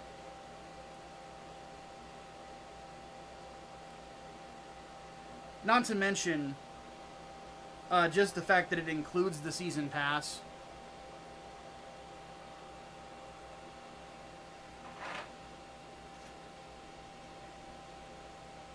So that way I get it at a discount.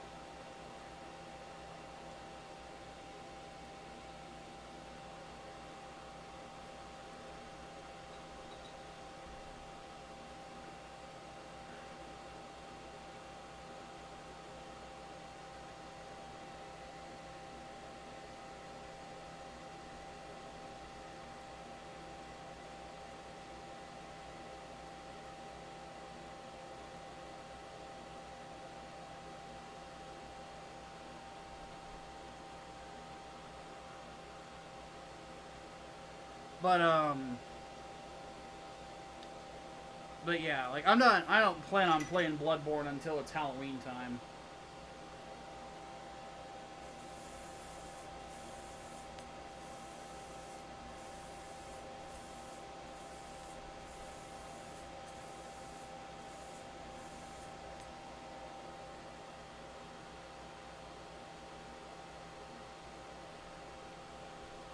And it'll be fun, because I've never actually played all the way through it. It's the one Souls, like that and Demon Souls are the games I have not played through in all of that. I've played everything Dark Souls, and I've played through most of Elden Ring.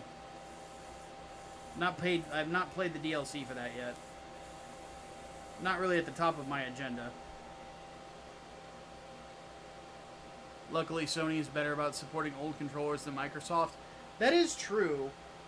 Not to mention, I've noticed that there's, like, a surprising amount of knockoff brand PlayStation 4 controllers that are apparently pretty good. That are, like, available for under $40. I'm like, god damn, that's awesome.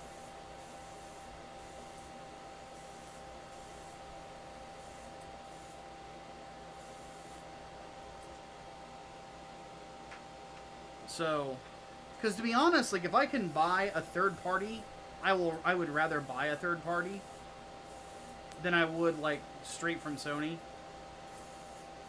Because with that, I can actually get the option of having it in instead of the normal twin stick Sony look, I could get it in the style like an Xbox 360 controller if I wanted it.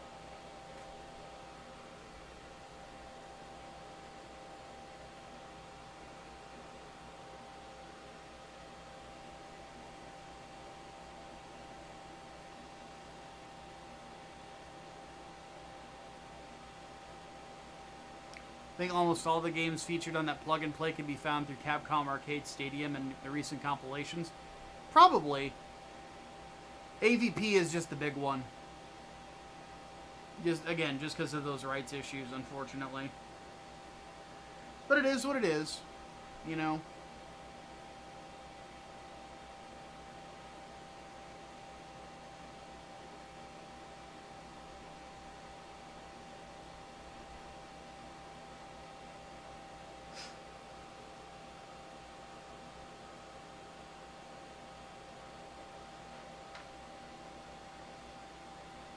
And just the unfortunate thing about it is AVP is like, well, I don't know if it's the best game, but it's pretty up there.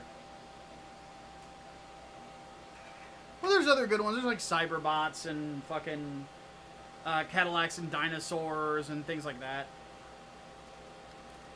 Final Fight.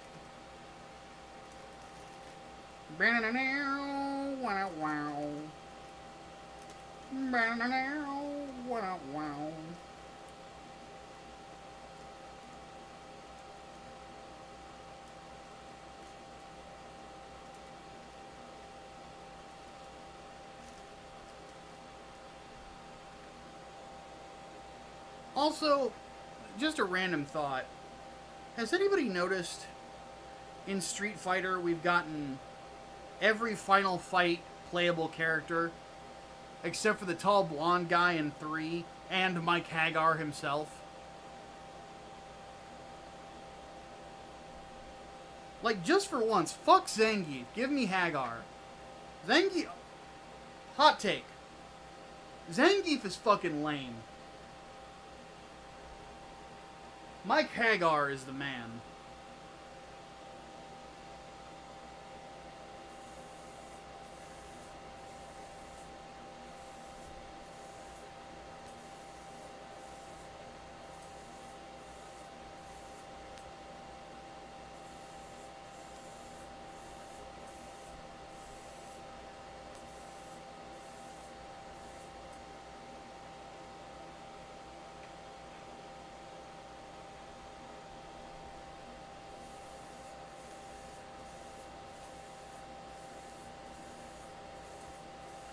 I mean, how can you not respect a mayor?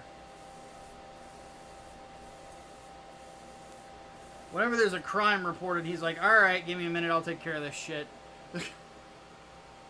Which one is Zangief? The Russian.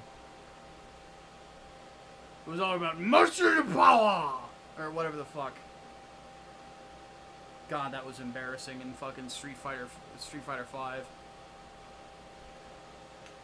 No, the green guy with electric powers is Blanca. Zangief is the tall Russian guy with a mohawk, who's a professional wrestler.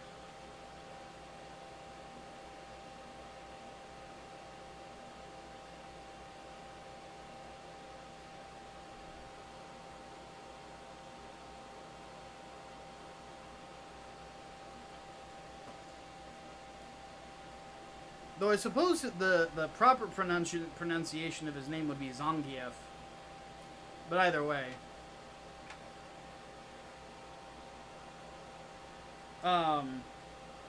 Yeah, not a fan of Zangief. Never was. I could use him if I had to, but never really thought he was that special. Whenever it comes to, like, grapplers in Capcom games, I preferred Alex from Street Fighter 3. I thought he was a lot cooler. A lot more fun to play, too.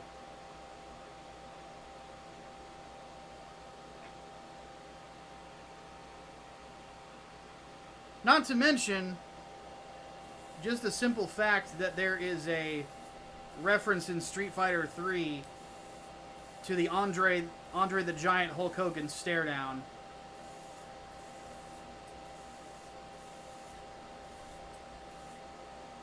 Which, for those AEW fans out there that say, "Oh, Japan doesn't care about Western wrestling," like, shut the fuck up.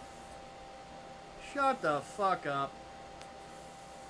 Clap, clap, clap, clap, clap.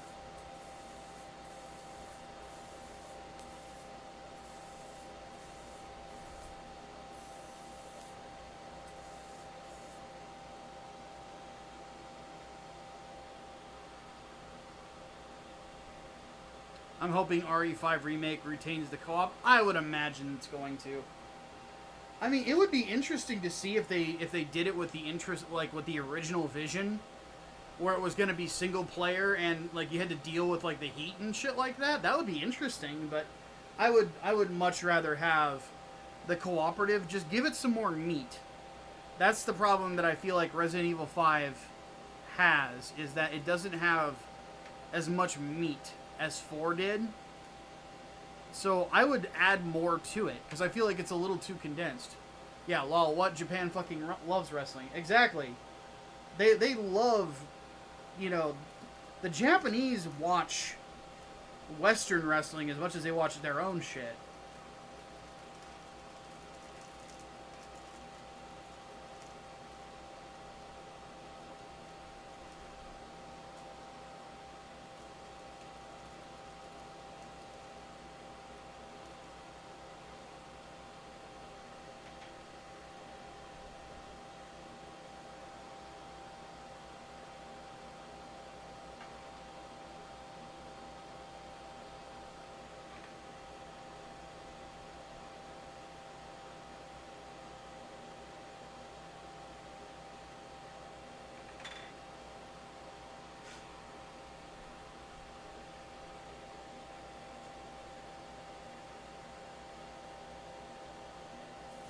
Andre the Giant was a bigger star in Japan than the UFC. I wouldn't go that far.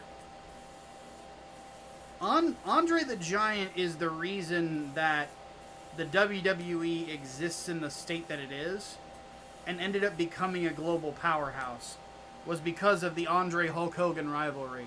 You can literally tie it all the way back to that. It's fucking wild. Like, there's a reason that the most that we have heard Vince McMahon himself interviewed in the last 20, like, well, not 20 years, but in the last, like, 10 to 15 years is because of the Andre documentary that A&E did, the A&E biography. Actually, not that, sorry, the HBO biography of Andre the Giant. That's the most we've actually seen of Vince interviewed.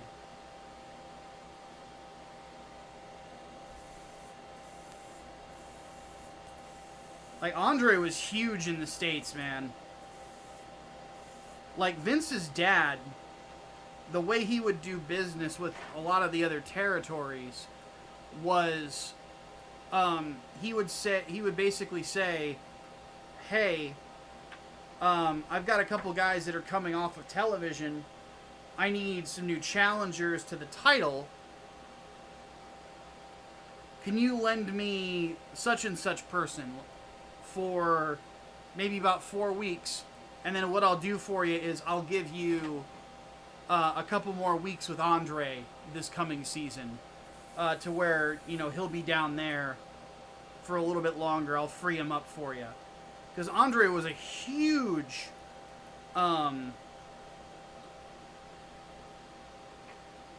huge attraction in the world of professional wrestling.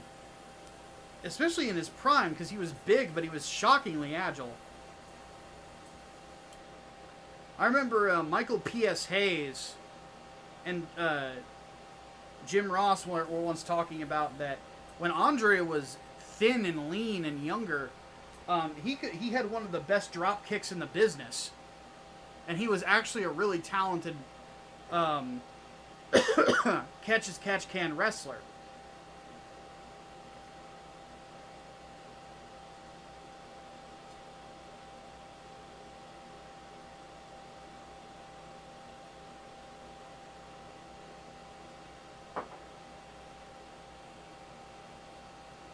Like, Andre was just, he was a sensation throughout the world. Like, everywhere he went, people wanted to see him.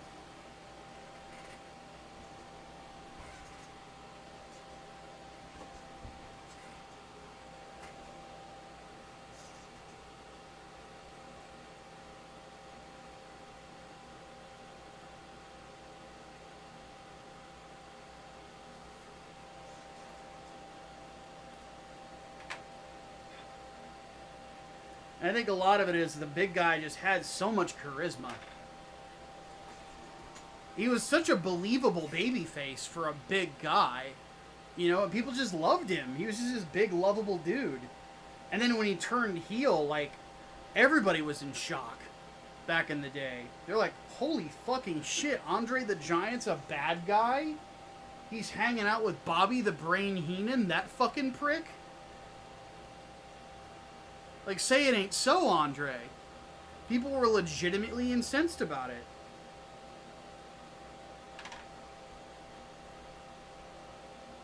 Like, we look back on it now and it seems kind of corny, but, like, Andre the Giant versus Hulk Hogan at WrestleMania 3, we wouldn't have the wrestling business as we understand it now without that match.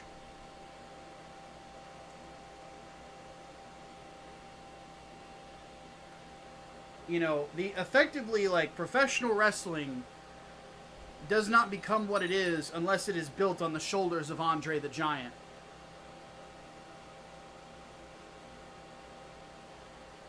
But could he beat the Dream? Now, this is something you need to understand, Daddy.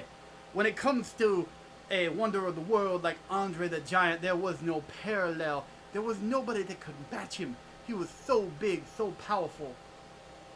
So much. I remember watching that man just toss around Jake the Snake Roberts, Jake the Snake Roberts, Jake the Snake was not a small person, daddy. He's a big boy. And he just sent that big man all over the ring. I remember watching him beat the crap out of Big John Studd. Big John Studd, he ain't no Rey Mysterio, you understand. They didn't call him Little John Studd. The name Big John Studd meant something.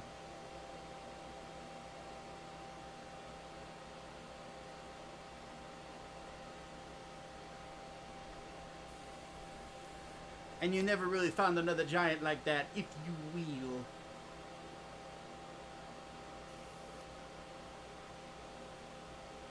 There we go. I've hit my Dusty Rhodes impression quota for the day.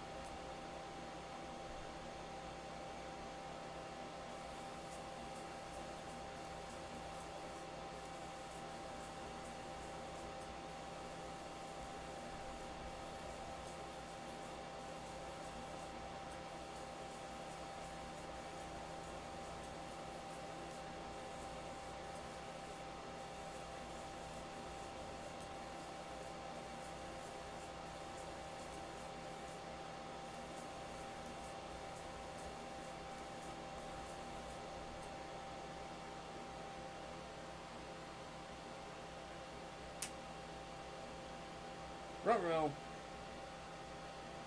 That was not supposed to happen like that.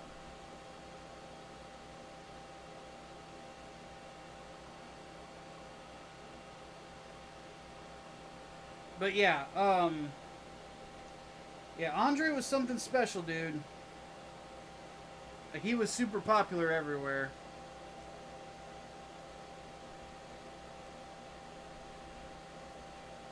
He was great in The Princess Bride, too. But there's some sad stories about that movie. Like, he couldn't really do a whole lot. He was constantly in pain. Like... But everybody who worked with him said he was the nicest guy on set.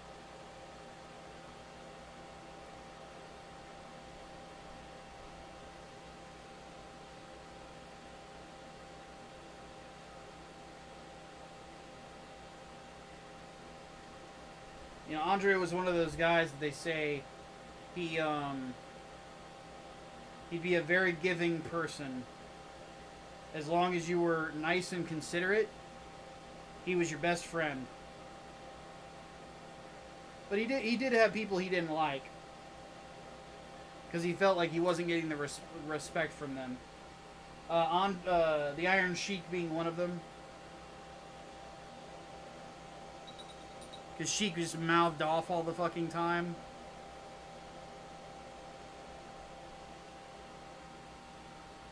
He didn't like Randy Savage either.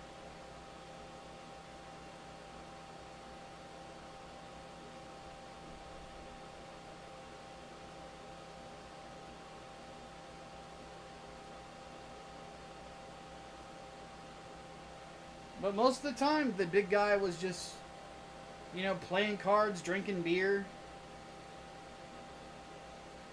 doing Andre the Giant things.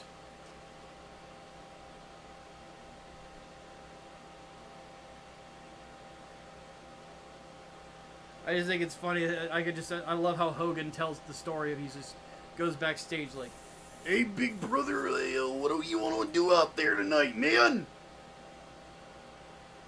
Covered in baby oil. "No baby oil, get out! No baby oil!" Proceeds to whip Randy Savage's ass.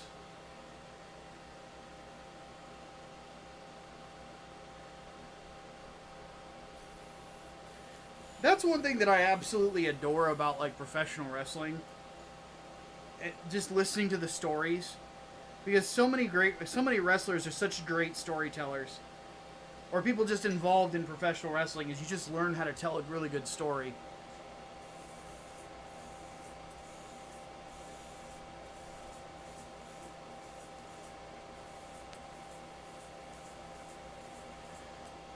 Like, I love the story behind the Steiner math promo, according to P.D. Williams, and then Scott Steiner actually confirmed it later. That was completely ad-libbed. Scotty just went back there, he's like, just trust me on this, okay? And then he proceeds to cut the Steiner math promo, and it's like, god damn. Like, it's a silly promo, but the fact that he's, like, whipping out these numbers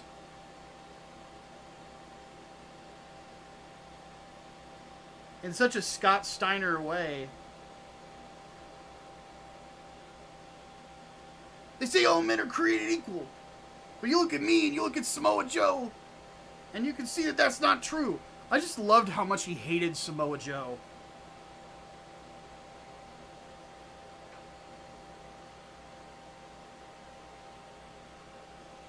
That's why I'm kind of bummed that Samoa Joe got released by WWE twice. Not just once, but twice. Samoa Joe is one of my favorite wrestlers ever. I really wanted to see an interaction between Braun Breaker and Samoa Joe and see if they would reference the whole he's fat thing.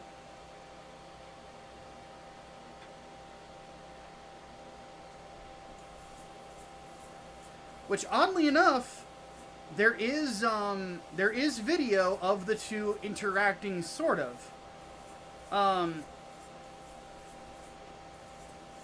So there is a scene. So this is a thing from Samoa Joe's last run in NXT, where he was William Regal's enforcer, and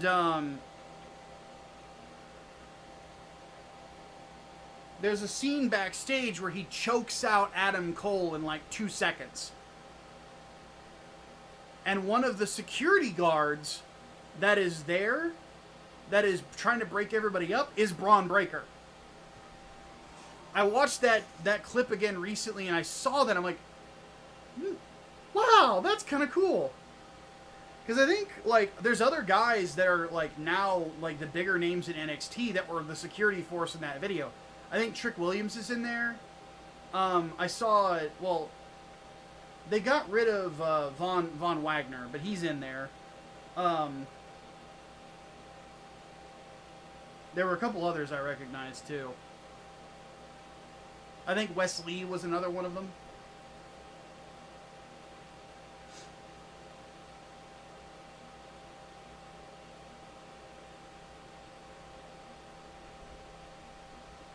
I'm with you there completely, Servant.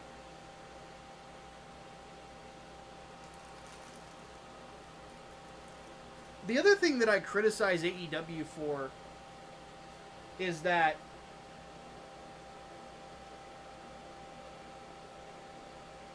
whoever is producing their matches obviously has a very hard time telling the talent no when they want to do something. Because I saw that Paige and Tony Storm tried to do a sequence that Bayley and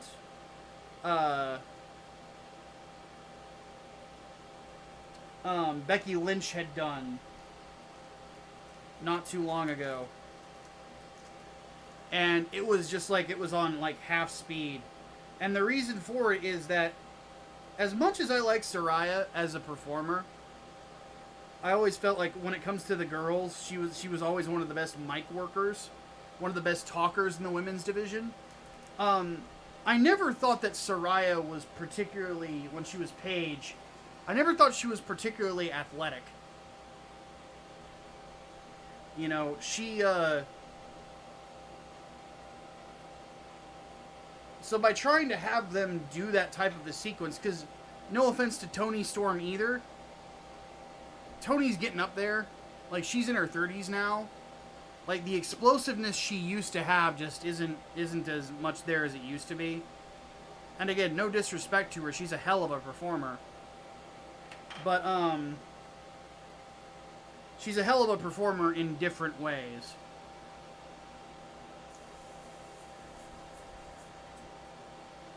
Even though I'm not, like, too high on the timeless Tony Storm gimmick.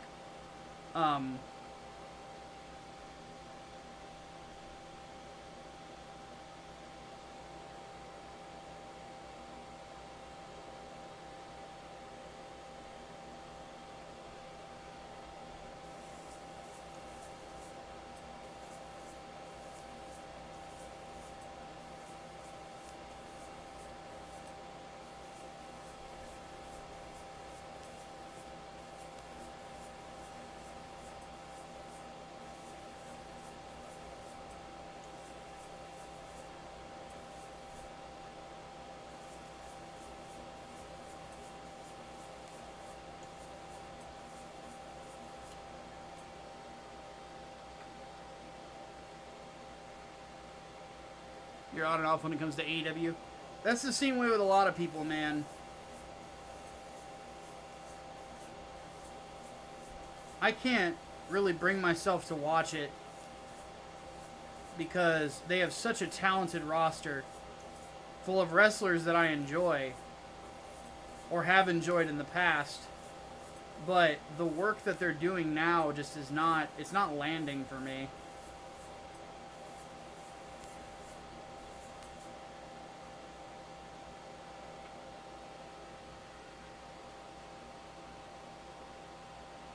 Like, here's an example. MJF's current heel run, putting him back as a heel, have him do the rich xenophobic American, also known as JBL. I don't have a problem with that gimmick. I just feel like it's about like 20 years too late. It worked when JBL did it because of the time we were in. Because everybody at that point was so sick of Republicans, and JBL is sort of like a caricature of how people see like a Rockefeller Republican, which I think is part of the reason why he's so effective as a heel.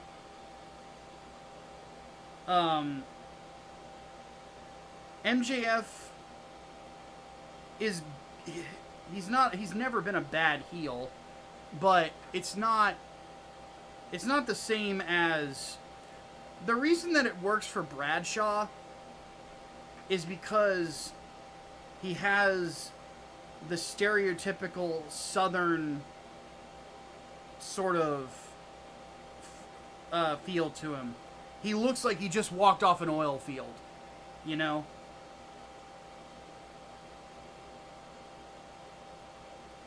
And the whole presentation, the theme song, all of it, like, it just radiates smug. Whereas MJF's, it's not bad, it's just, it doesn't quite,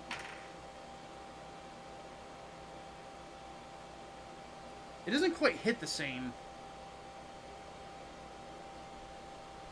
And that would be like how I've seen his run, how I would just say, it's like, I did watch the 1 hour match that he had with Will Ospreay. That was a good one. Ospreay can put on a really solid match. Do I think he's as good as people make him out to be? Not really. I think he's a little too reliant on, as The Undertaker would call it, flippy doos.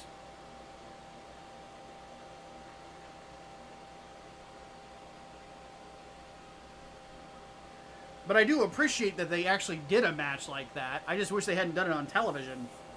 That's a pay-per-view match, you know? They're making the same mistakes that WCW did. Because for those who don't know, one of the biggest mistakes that WCW ever made, they sold out a good chunk of the Georgia Dome for a Monday Nitro. So on free television, which isn't going to make as much as a pay-per-view, they put Goldberg versus Hulk Hogan as the main event.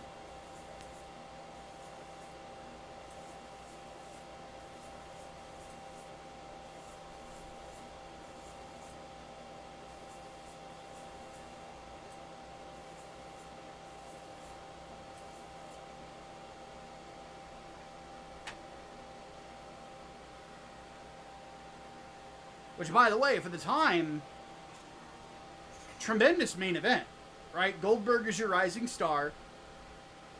Hogan's the guy on top. You know, it was a passing of the torch moment in a lot of ways.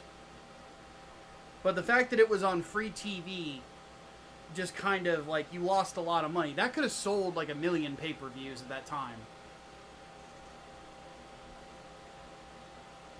And that's going to pull in more revenue than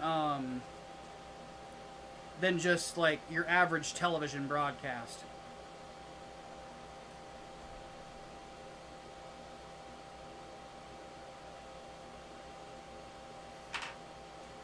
Because if you think about it, like, the normal pay-per-view rate is, is around $50, right? Or so. So back then, so this is in the 90s, mind you. $50 went a lot further back then than it does now. So you got $50 pay-per-view. If you sold 1 million pay-per-views, that's what, like $5 billion? That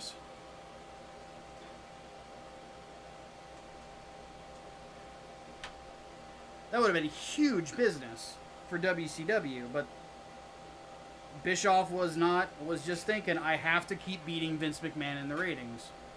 And even he's admitted that that was a mistake.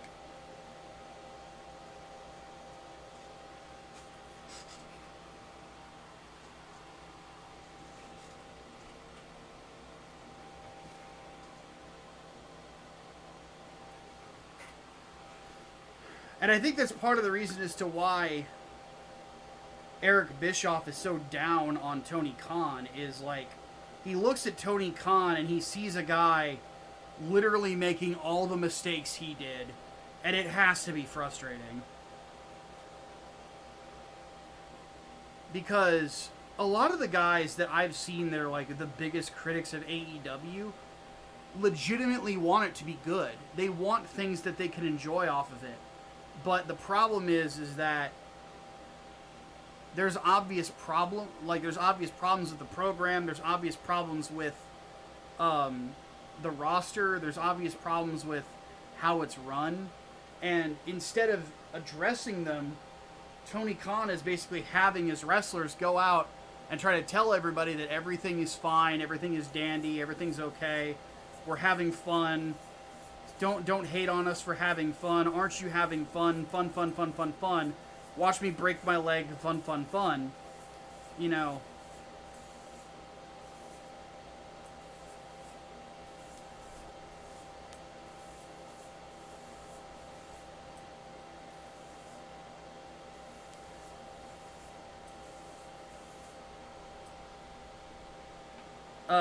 You know, that's not helping. Because it's sort of like the Emperor's New Clothes. Like, people can see that the Emperor is naked. You know?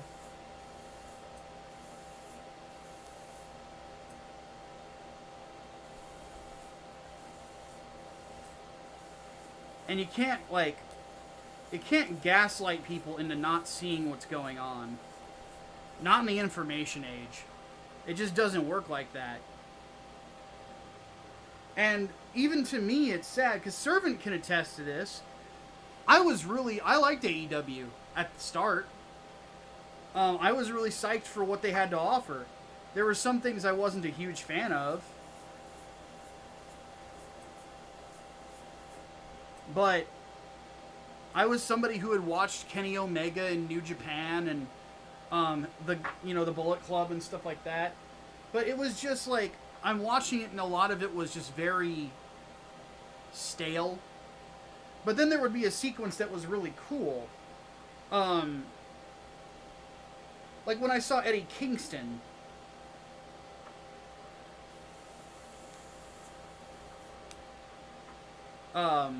Show up. And he had that hardcore match with Cody Rhodes. Like, I didn't feel like the hardcore element was necessary. But Kingston's delivery of his promo when he came out there, he came out to no music.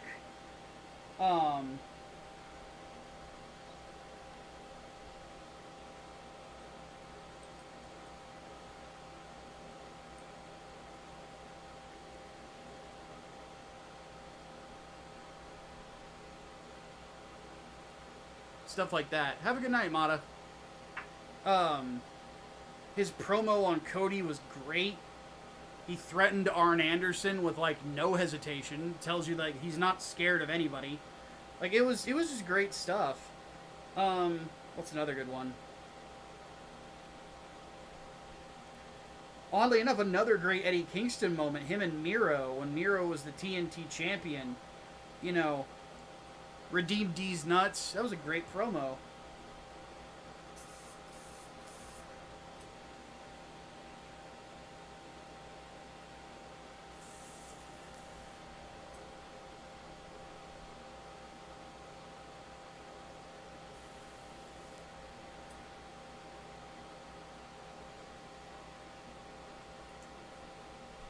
You know, the whole thing where he's like, your God sent me to destroy you. And he pointed out, like, all the stuff that he does to fuck with people's necks. And I'm like, this is a good professional wrestling promo. It's not complicated. The performer is doing really solid work with very simple stuff of, I'm going to come and I'm going to kick your ass. That's really all you need. It's a simple formula, and Eddie Kingston delivers it very well.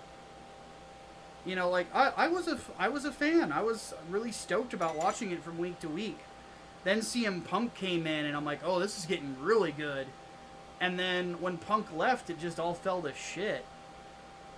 And I blame Tony Khan for it, you know? Like, yeah, the Young Bucks are a couple of arrogant little shitheads that, like Punk said, couldn't manage a fucking target. But Tony Khan had no control over the situation.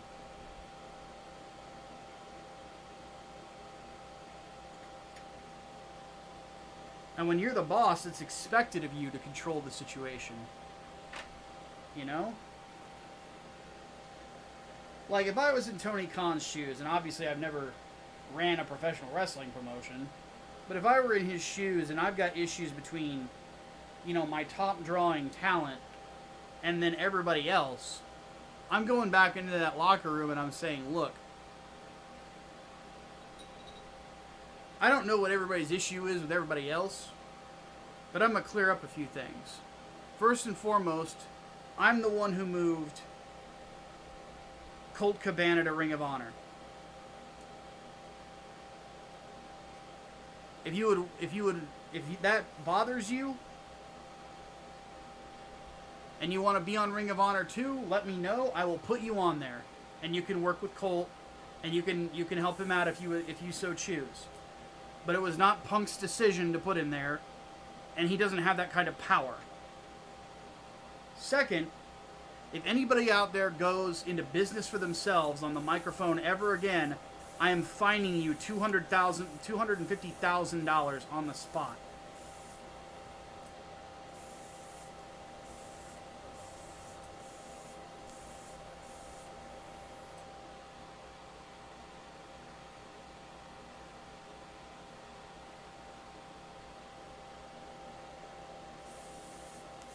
So what does that do immediately? First off, it does what an owner is supposed to do. Whenever you own something, you are the public face of whatever that thing is as a brand. For example, when it comes to Grindstone Arts as a company, who is the public face? Who is the public face of Grindstone Arts? It's me. I'm the public face of Grindstone Arts. You know, because I'm the owner. Well, co-owner. But I'm the owner. I'm the president. Really, I think president probably means more in that scenario because I only own half of the company. Hatman owns the other half. But, point being is that as the public front face of the company, it is my responsibility to take responsibility. So in a case where I've got a dispute between workers that is largely because of miscommunication or a lack of information behind the scenes, it's my job to go in there and clean it up. And also to set an expectation for what I expect from my workers. So going back there and saying, let's say I was Tony Khan, it was my decision to put Colt Cabana on Ring of Honor, not CM Punk's. I am immediately taking responsibility for it. Even if that was the influence on Tony's decision. At the same time,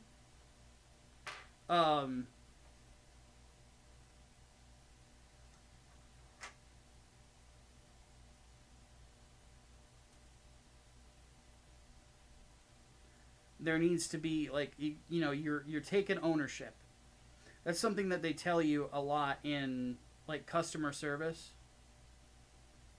Whenever you're working customer service, like this is like basic shit. Is take ownership. Take ownership of the situation.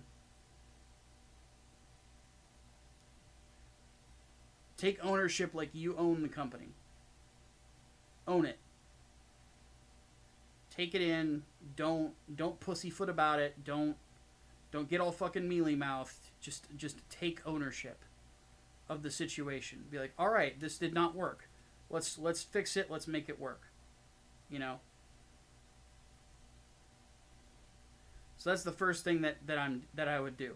Second thing, from an owner's perspective, the reason that I would fine someone that much money is I know that there's some people backstage that work for me that don't make $250,000 a year.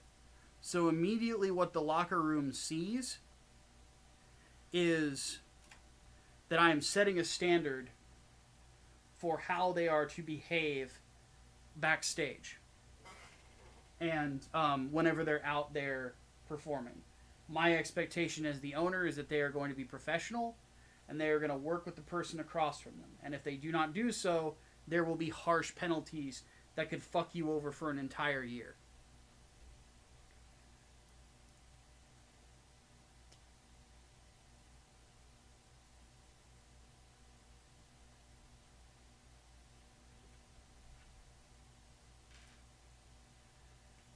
So at that point, it establishes me as the authority figure in that locker room. Immediately, everyone's going to look at me and go, oh shit, I don't want to piss this guy off. He's going to fuck my entire year up if I'm not careful.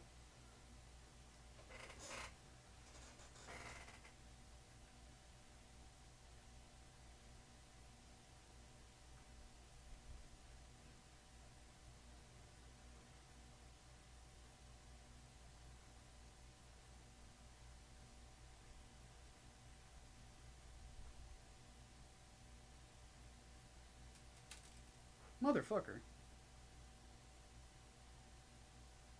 Trying to get these beads on and they are not wanting to stay. Stop flying everywhere, you fuck.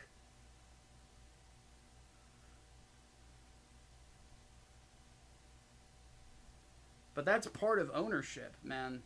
Like, you cannot be people's friend. You have got to, you got to take ownership of the situation and, establish essentially a level of dominance over the situation as fast as you can. Because if you don't, people will walk right over everybody. And you don't want that.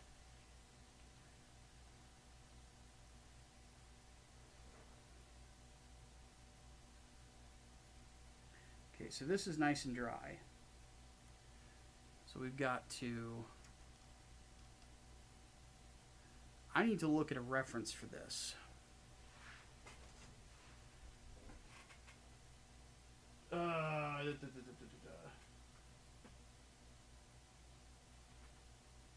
So, let's go on to Google. Sinanju.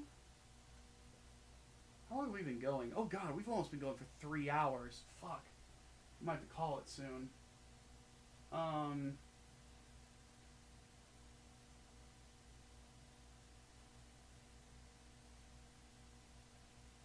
So where does this show?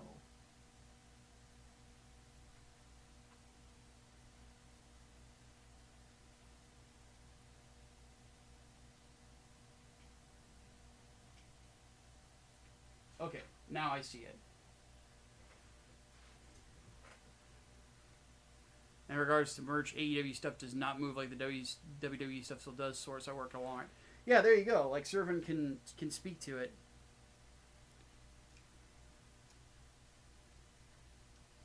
Yeah, AEW's in a weird place, man. And again, it's all on Tony Khan, and he has to take responsibility for it.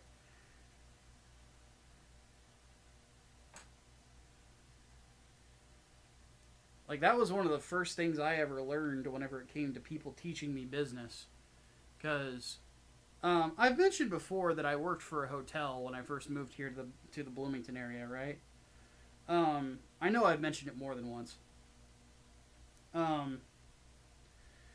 The owner of the hotel would often be there on the weekends to come in, do the books, schmooze with other local businesses, stuff like that.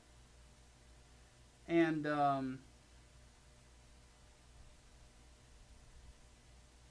I forget his name. He was a Muslim gentleman. Originally from Pakistan. Very nice guy. I liked him quite a bit. He liked me quite a bit. It was a very good working relationship. I like working for bosses that like me.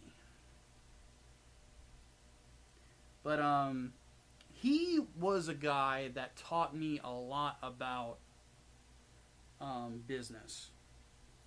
And a lot of the stuff I'm talking about, especially in regards to taking ownership, is what he imposed, well, not imposed, but he impressed upon me. And he helped me to understand business and how it's supposed to be run, and how it's, when it's run efficiently, how it's supposed to look, and the necessity of integrity, the necessity of treating all customers the same no matter where they come from, stuff like that. Like, he was very influential on my way of running a business, and I hate that I cannot remember his name. But if I ever see him again, I will be thanking him quite a bit. Because the lessons that he taught me are still things that I use to this day. Haven't seen any wrestling since the 90s, since I was a young teen. No worries, Tally, man. I'm going to be talking about business now. Because now I'm getting nostalgic.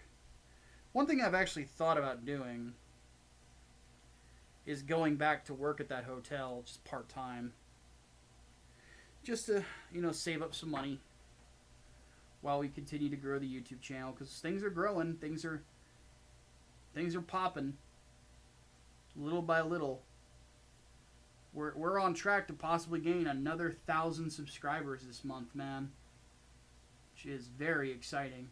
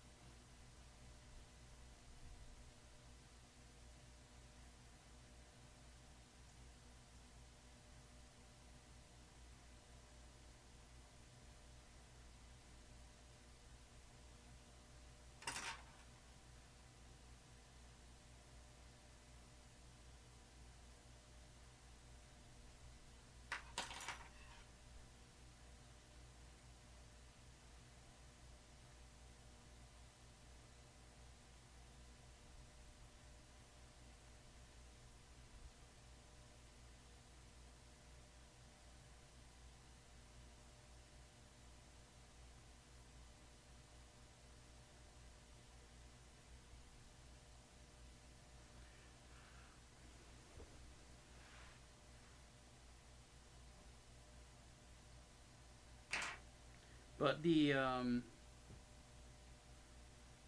that's one thing that I've just kind of realized as I'm getting getting older that I want to do. Just make smart money investments and just continue to grow things.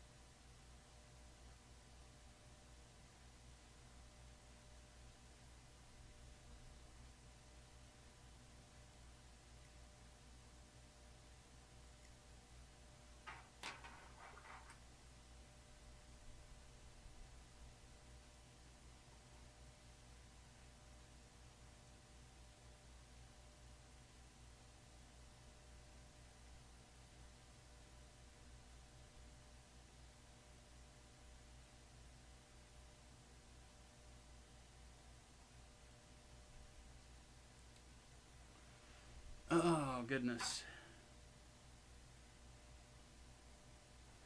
Tape, tape, tape, tape, tape.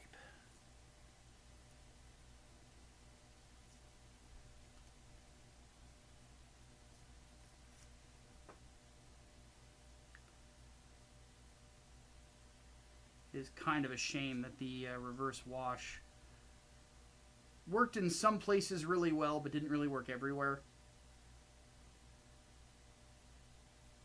But I'm realizing that there are just like, there's, you know, like all techniques, whenever it comes to really anything, there's a time and a place for it.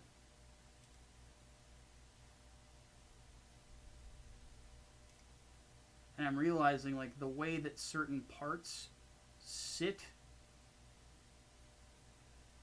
make it difficult to do it properly.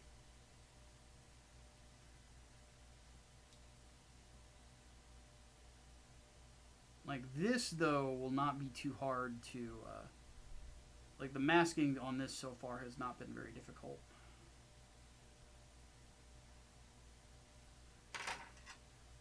Like all techniques, whenever it comes to gunpla, it is just about patience. Not rushing it. Let yourself relax. As you can see, the masking is coming along quite nicely.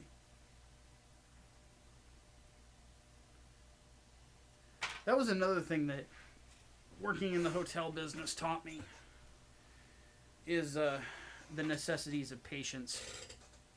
Not rushing things. Taking your time on it. Don't do it fast, do it right.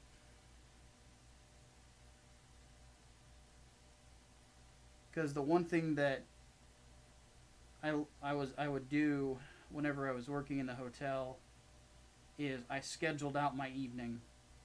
Because the hotel I worked in could get busy on certain events, but ultimately was never super busy. It was enough to, it was obviously making profit. It was obviously bringing in a decent amount of people on a regular basis, but nothing to be like, we weren't at capacity every weekend or something like that. We would get close, but we were never like there.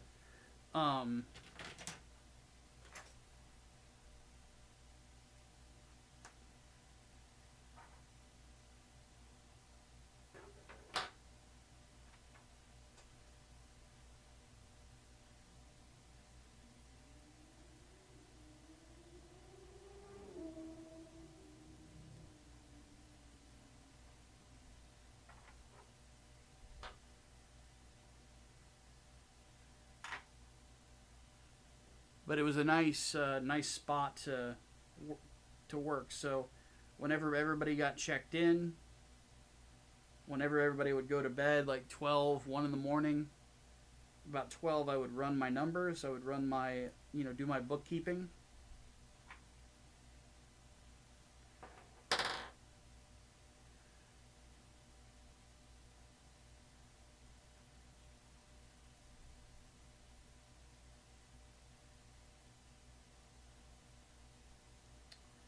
And then after I did my bookkeeping, I would just get the busy work done.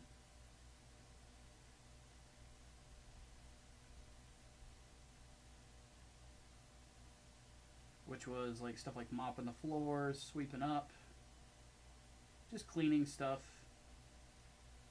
I would get that done. Then once 3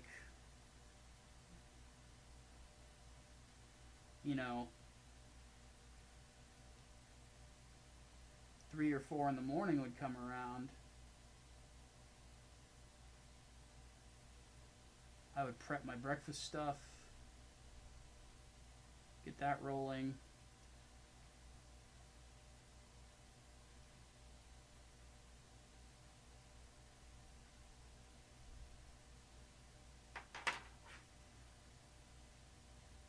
And then by the time that 6, 7 o'clock rolled around, some people would be checking out early, so I would get them checked out. Somebody needed a late checkout. If we weren't too busy, I could give it to them.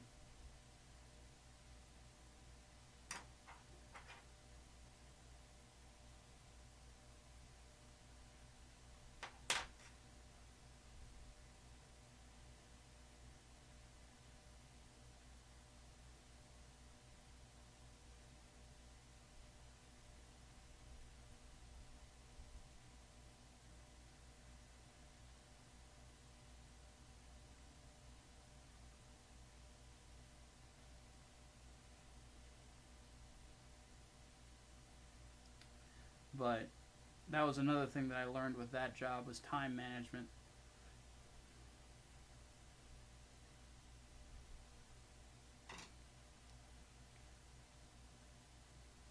Must have been nice working there. Yeah, it was a great job.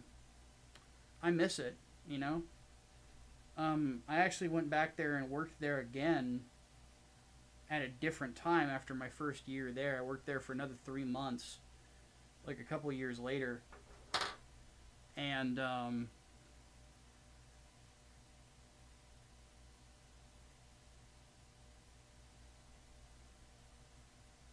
you know, worked for the better, like the better part of a season, and then I got an offer at a bigger company.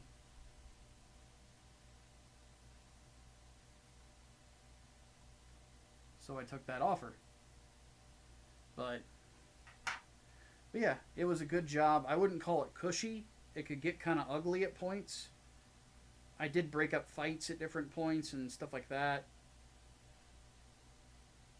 Not to mention there's just the old adage of there is nothing normal that happens at 3 in the morning.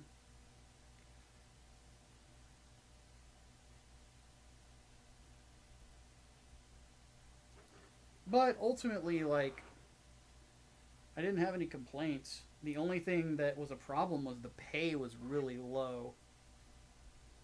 Nowadays, like, from what I've seen, that's not as much of a problem in the with the hotels in town.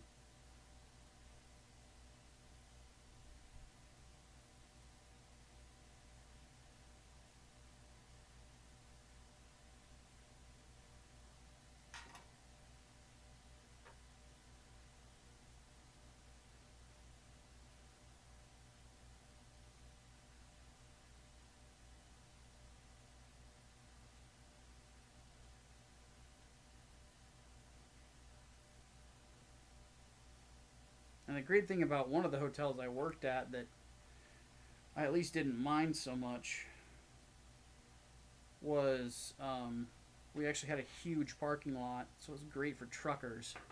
So there was a trucker that came in at 3 in the morning, just be like, hey, I just need to sleep until like 9, 10 in the morning. Do you have any rooms available? I'd be like, yeah, and you've got a spot to park too. Because for truckers, that was oftentimes like one of the biggest problems, is finding a place to actually like sleep for the night.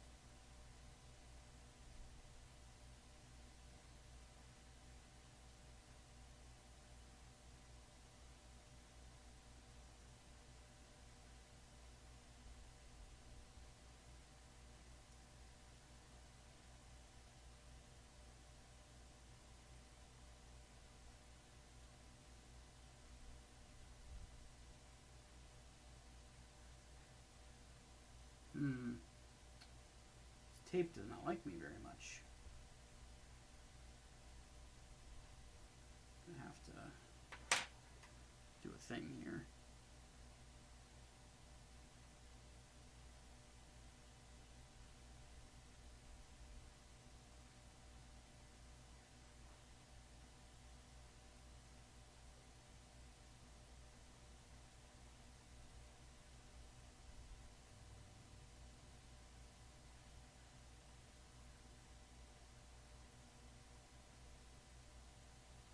This is one of the things that makes masking a pain in the dick. Is dealing with these really small strips of tape that don't want to come off.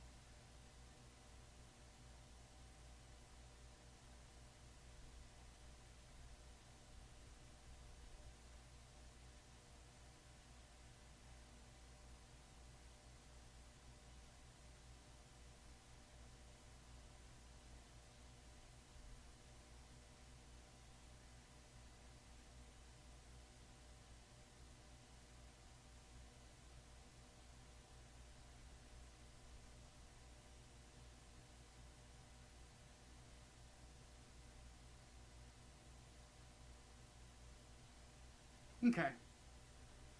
Got half of it masked. Now I gotta do the other half. Oh, it's kind of a pain in the penis. Oh.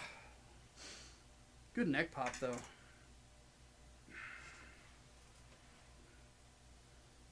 I want to do this assembly, man.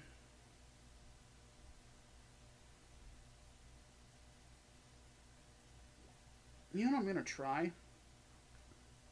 This might end up biting me in the ass.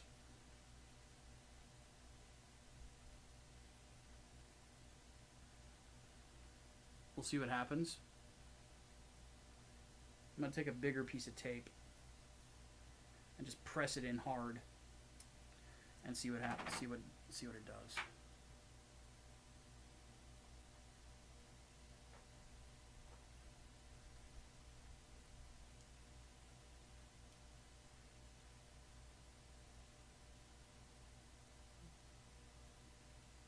Well, it gave me a good outline. Let's see if this works.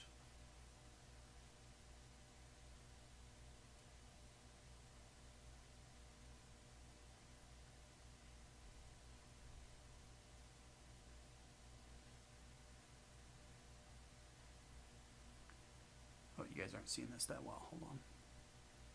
There we go. I do need to apologize. I need to get better about checking the camera to see where I'm at.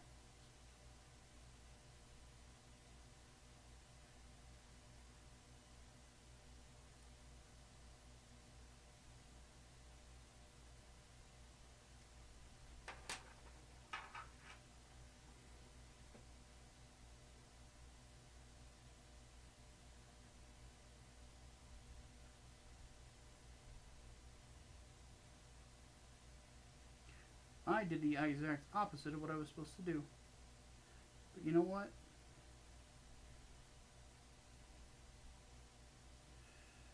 That's actually okay. We can make this work.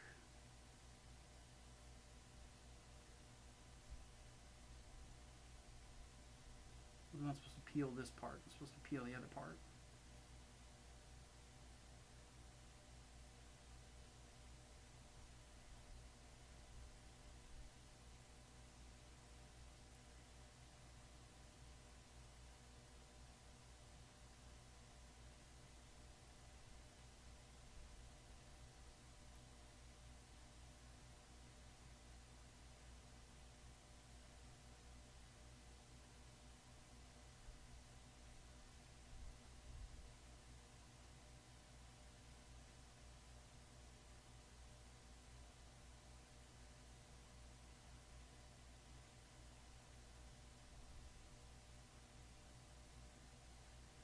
Okay. Let me brain a little better. So we need to cut the outline here.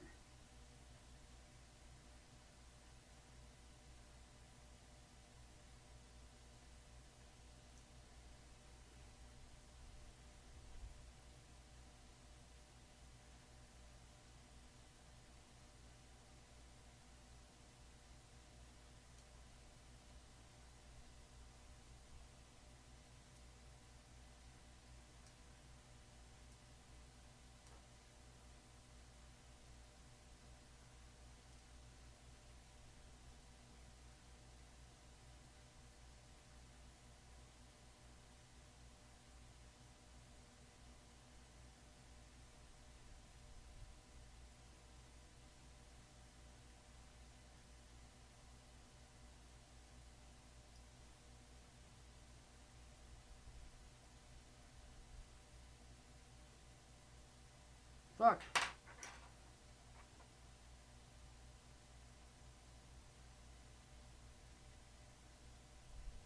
There we go.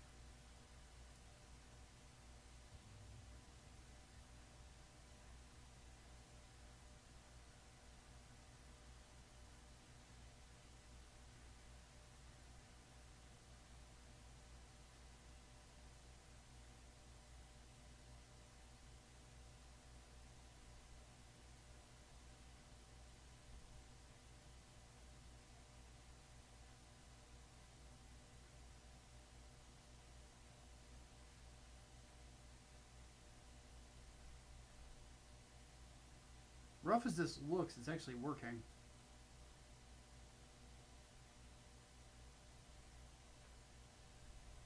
Haha. There we go.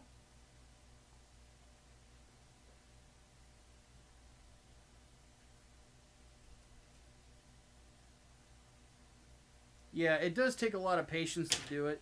I would say it's more of like a mentality. Like, I went into this with the expectation it was going to take a little bit of work. And because I gave myself that expectation, I didn't really find it to be that, you know, much of a pain in the ass. It was a pain, but it wasn't as bad as it could have been.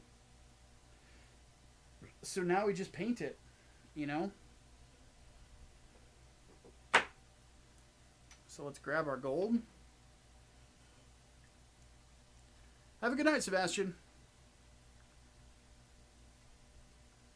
I just noticed that he said that. My bad on not being on the uptake fast enough.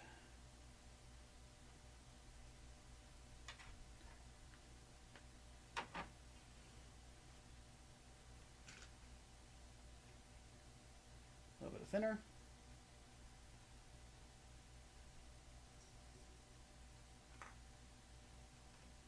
So admittedly, I could just do this with a Gundam marker, but I want to airbrush it.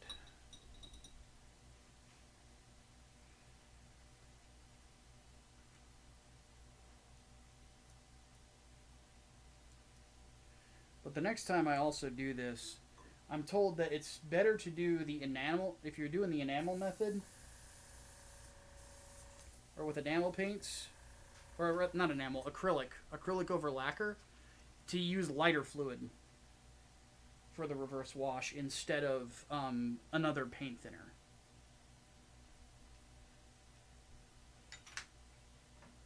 So next time I will probably end up doing that instead, if there is a next time. Okay, let's do this real fast.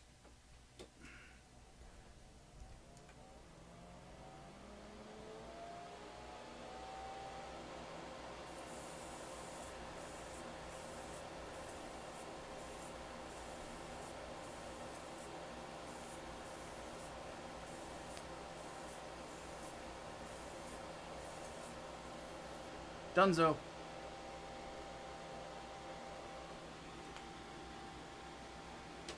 Went on smooth. We'll give it a second to dry.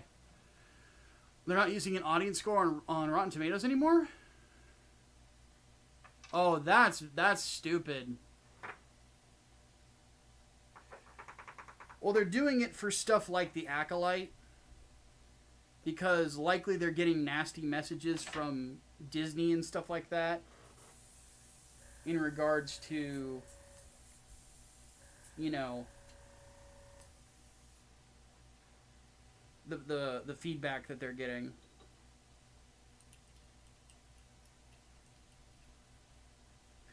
Not to mention, it's like, how are you going to verify a movie ticket for a television show, which Rotten Tomatoes also tracks?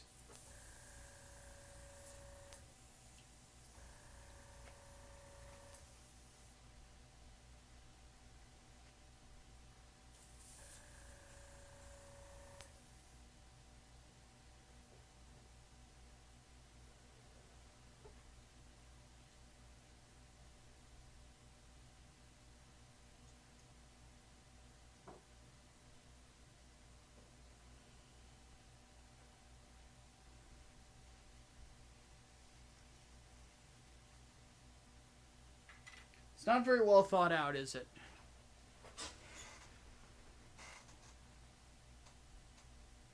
Yeah, I'll definitely have a look at it later, Servant. That might end up being a podcast topic. Because we're going to be talking about The Acolyte getting canceled anyway.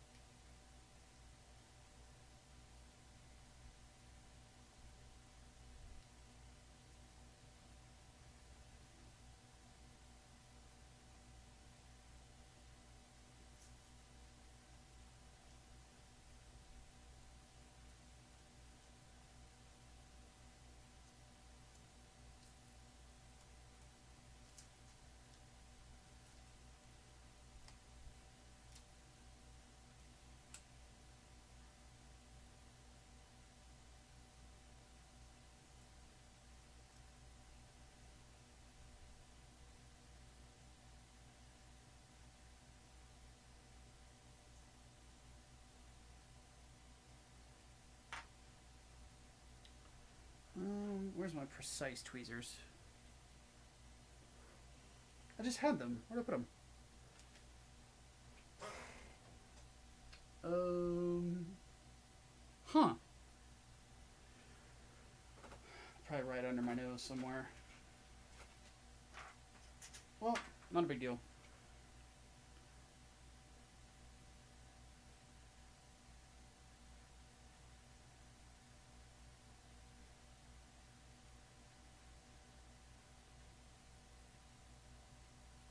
Uh-oh. Did that not get taped? It didn't. Oh, that's unfortunate.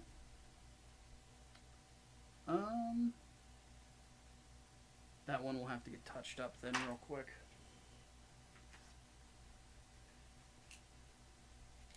Shouldn't take long though.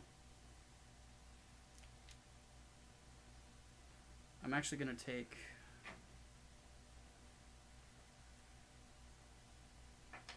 a dab of the gloss paint out of here.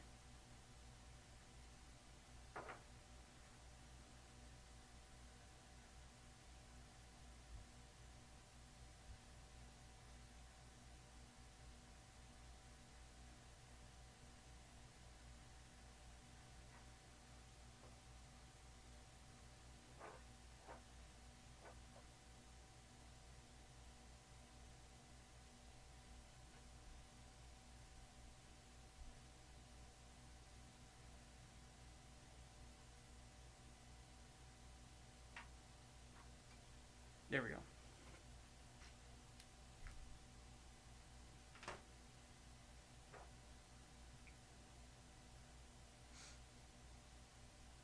Phew! Woo! Goodness. Better out than in. God damn.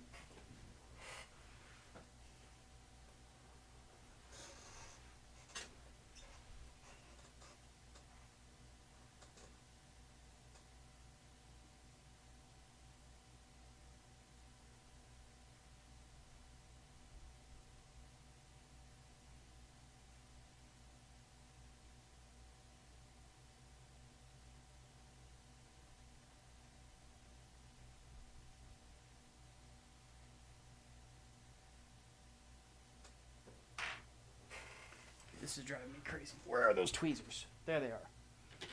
Couldn't see them from the proper angle. Bet the Acolyte merch barely moved when the episodes came out. Oh, yeah. I have a feeling that it flopped on a lot of levels.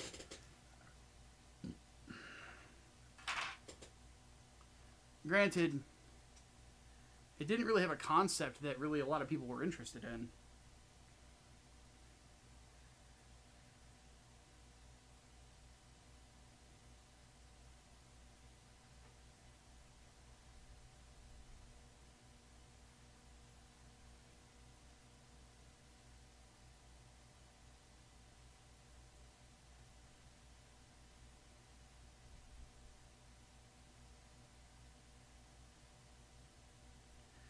It's going to need a little bit of touch up, but nothing too terrible.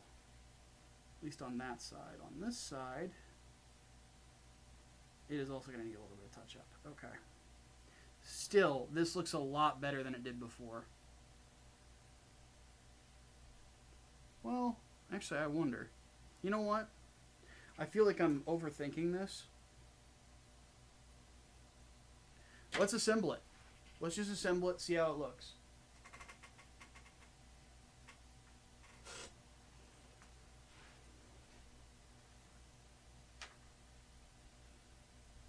Okay, so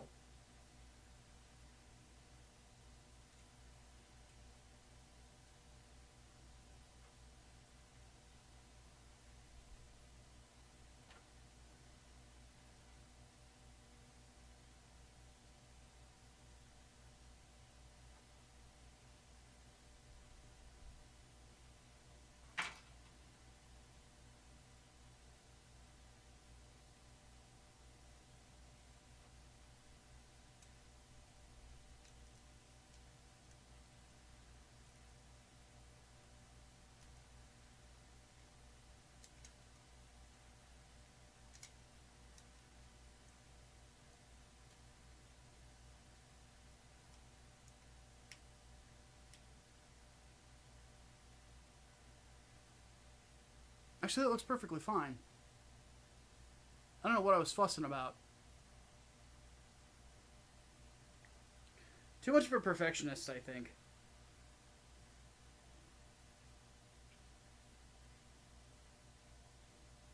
Because when we snap this top on,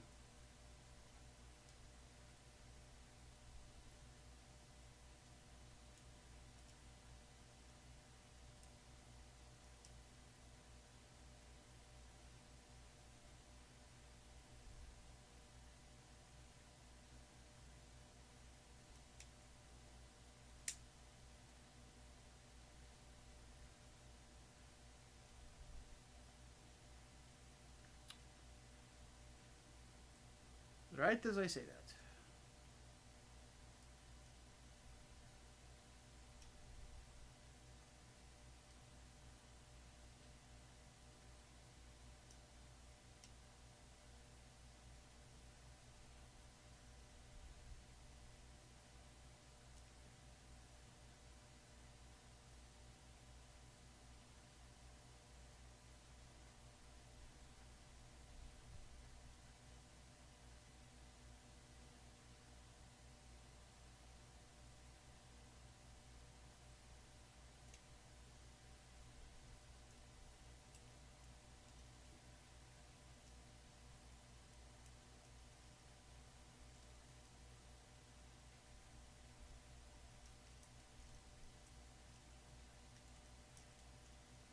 This is not wanting to go down.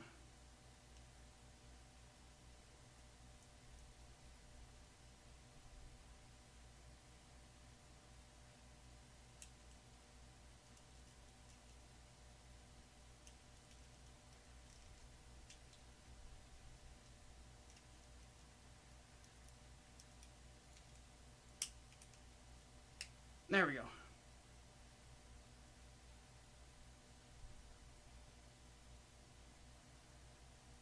I think it looks pretty solid.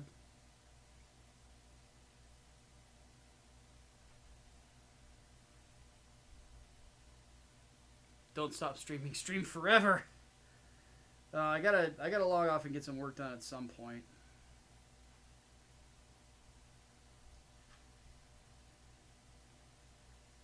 I have comic book scripts I want to work on. That's kind of the big one off the top of my head.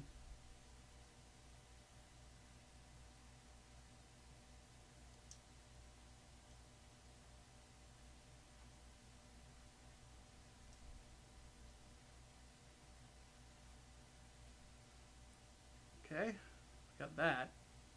Now we need side armor.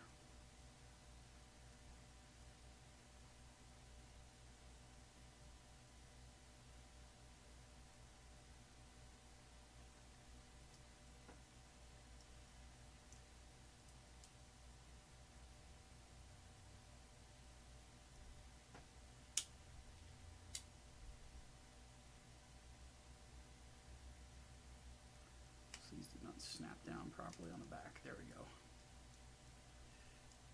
Perfect. There's that.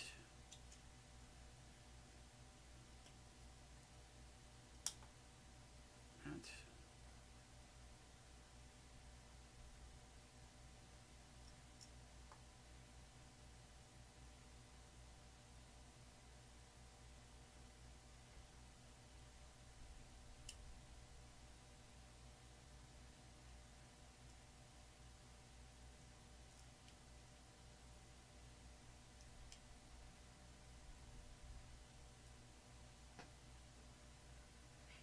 Yeah, I think this looks really good. Again, it's not perfect, but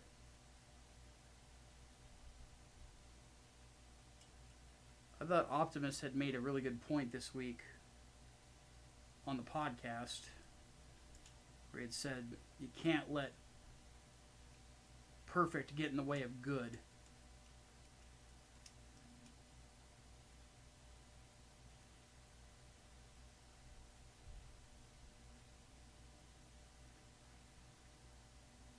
And this is looking good, you know?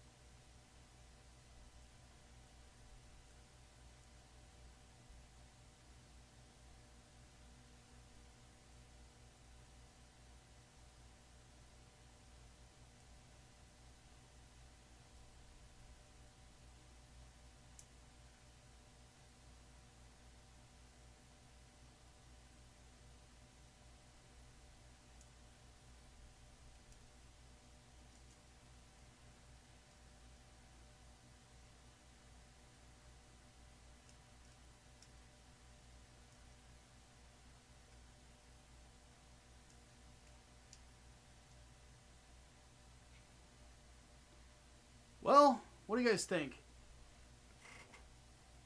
Let me turn off this light. It'll actually be a little easier to see. I think it came out pretty good.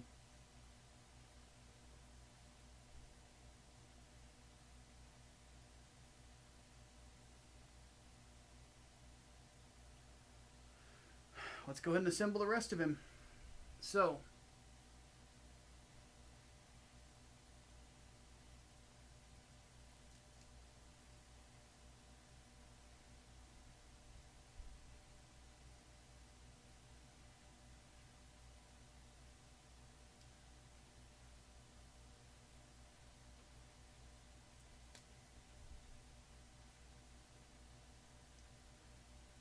there's the head.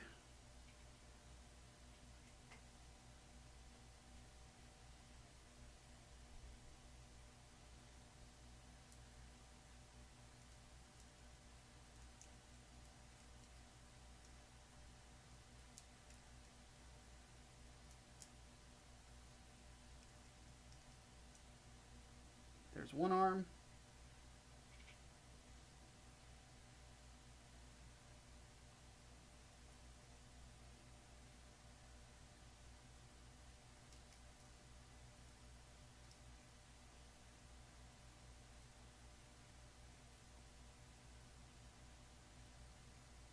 There's the other arm.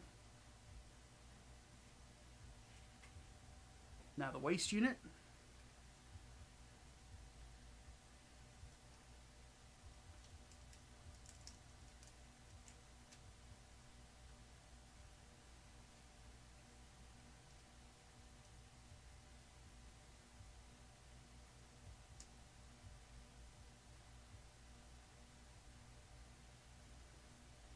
And now the legs.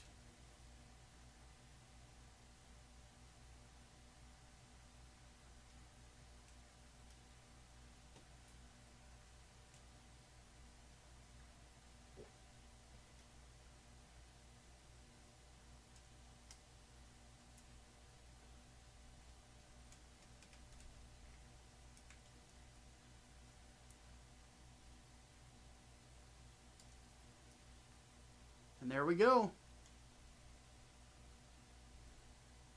Let me go ahead and put something up. And then we will get a closer look at him.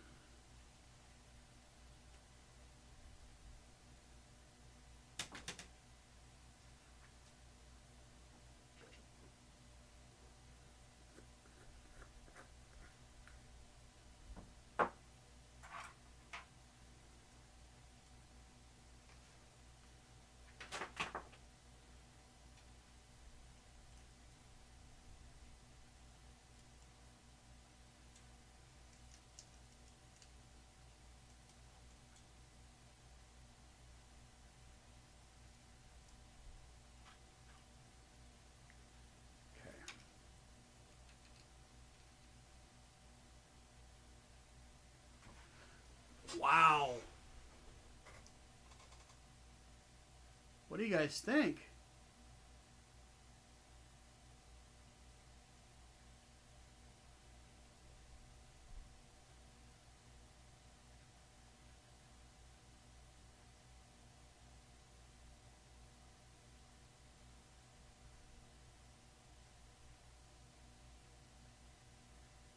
I'm pretty stoked, man. This looks really good. Like, now that I've got the full picture sitting in front of me, like, there's still more to be done, obviously. The piping on the waist needs to be finished. The side skirts here, the hip armor need to be done, and we need to do the backpack. But still, this is like 75% complete, and it just looks sexy.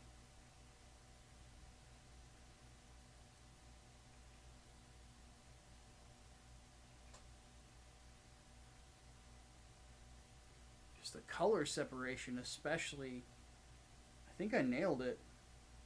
Like, I don't mean to brag, it's just, I legit feel like I nailed it.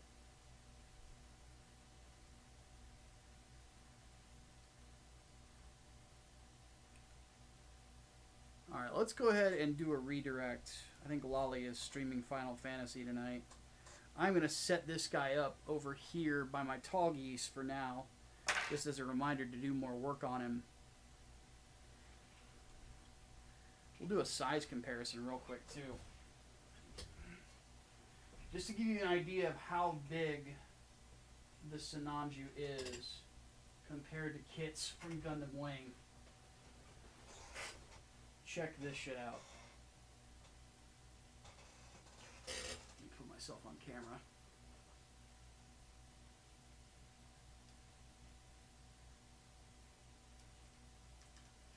Look at that size difference.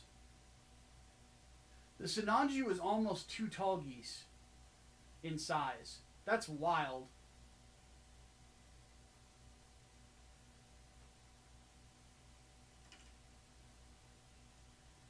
All right. Well, guys, let me set up the redirect real quick.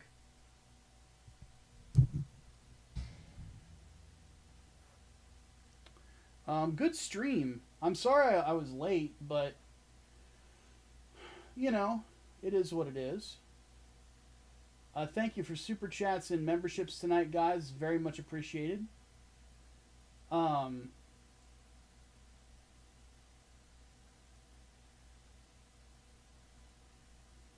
Lolly is doing something. I'm not. Oh, he's playing Dead Rising, so we're gonna go hang out over there.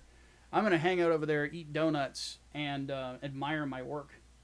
So, but yeah, next time we will be working on the what's left of the hip armor, and then hopefully get the backpack done too, and hopefully we'll be done. So, have yourselves a good night, everybody. I will see you later, and next time we'll have some more fun. I'm gonna go kill this fucking fly.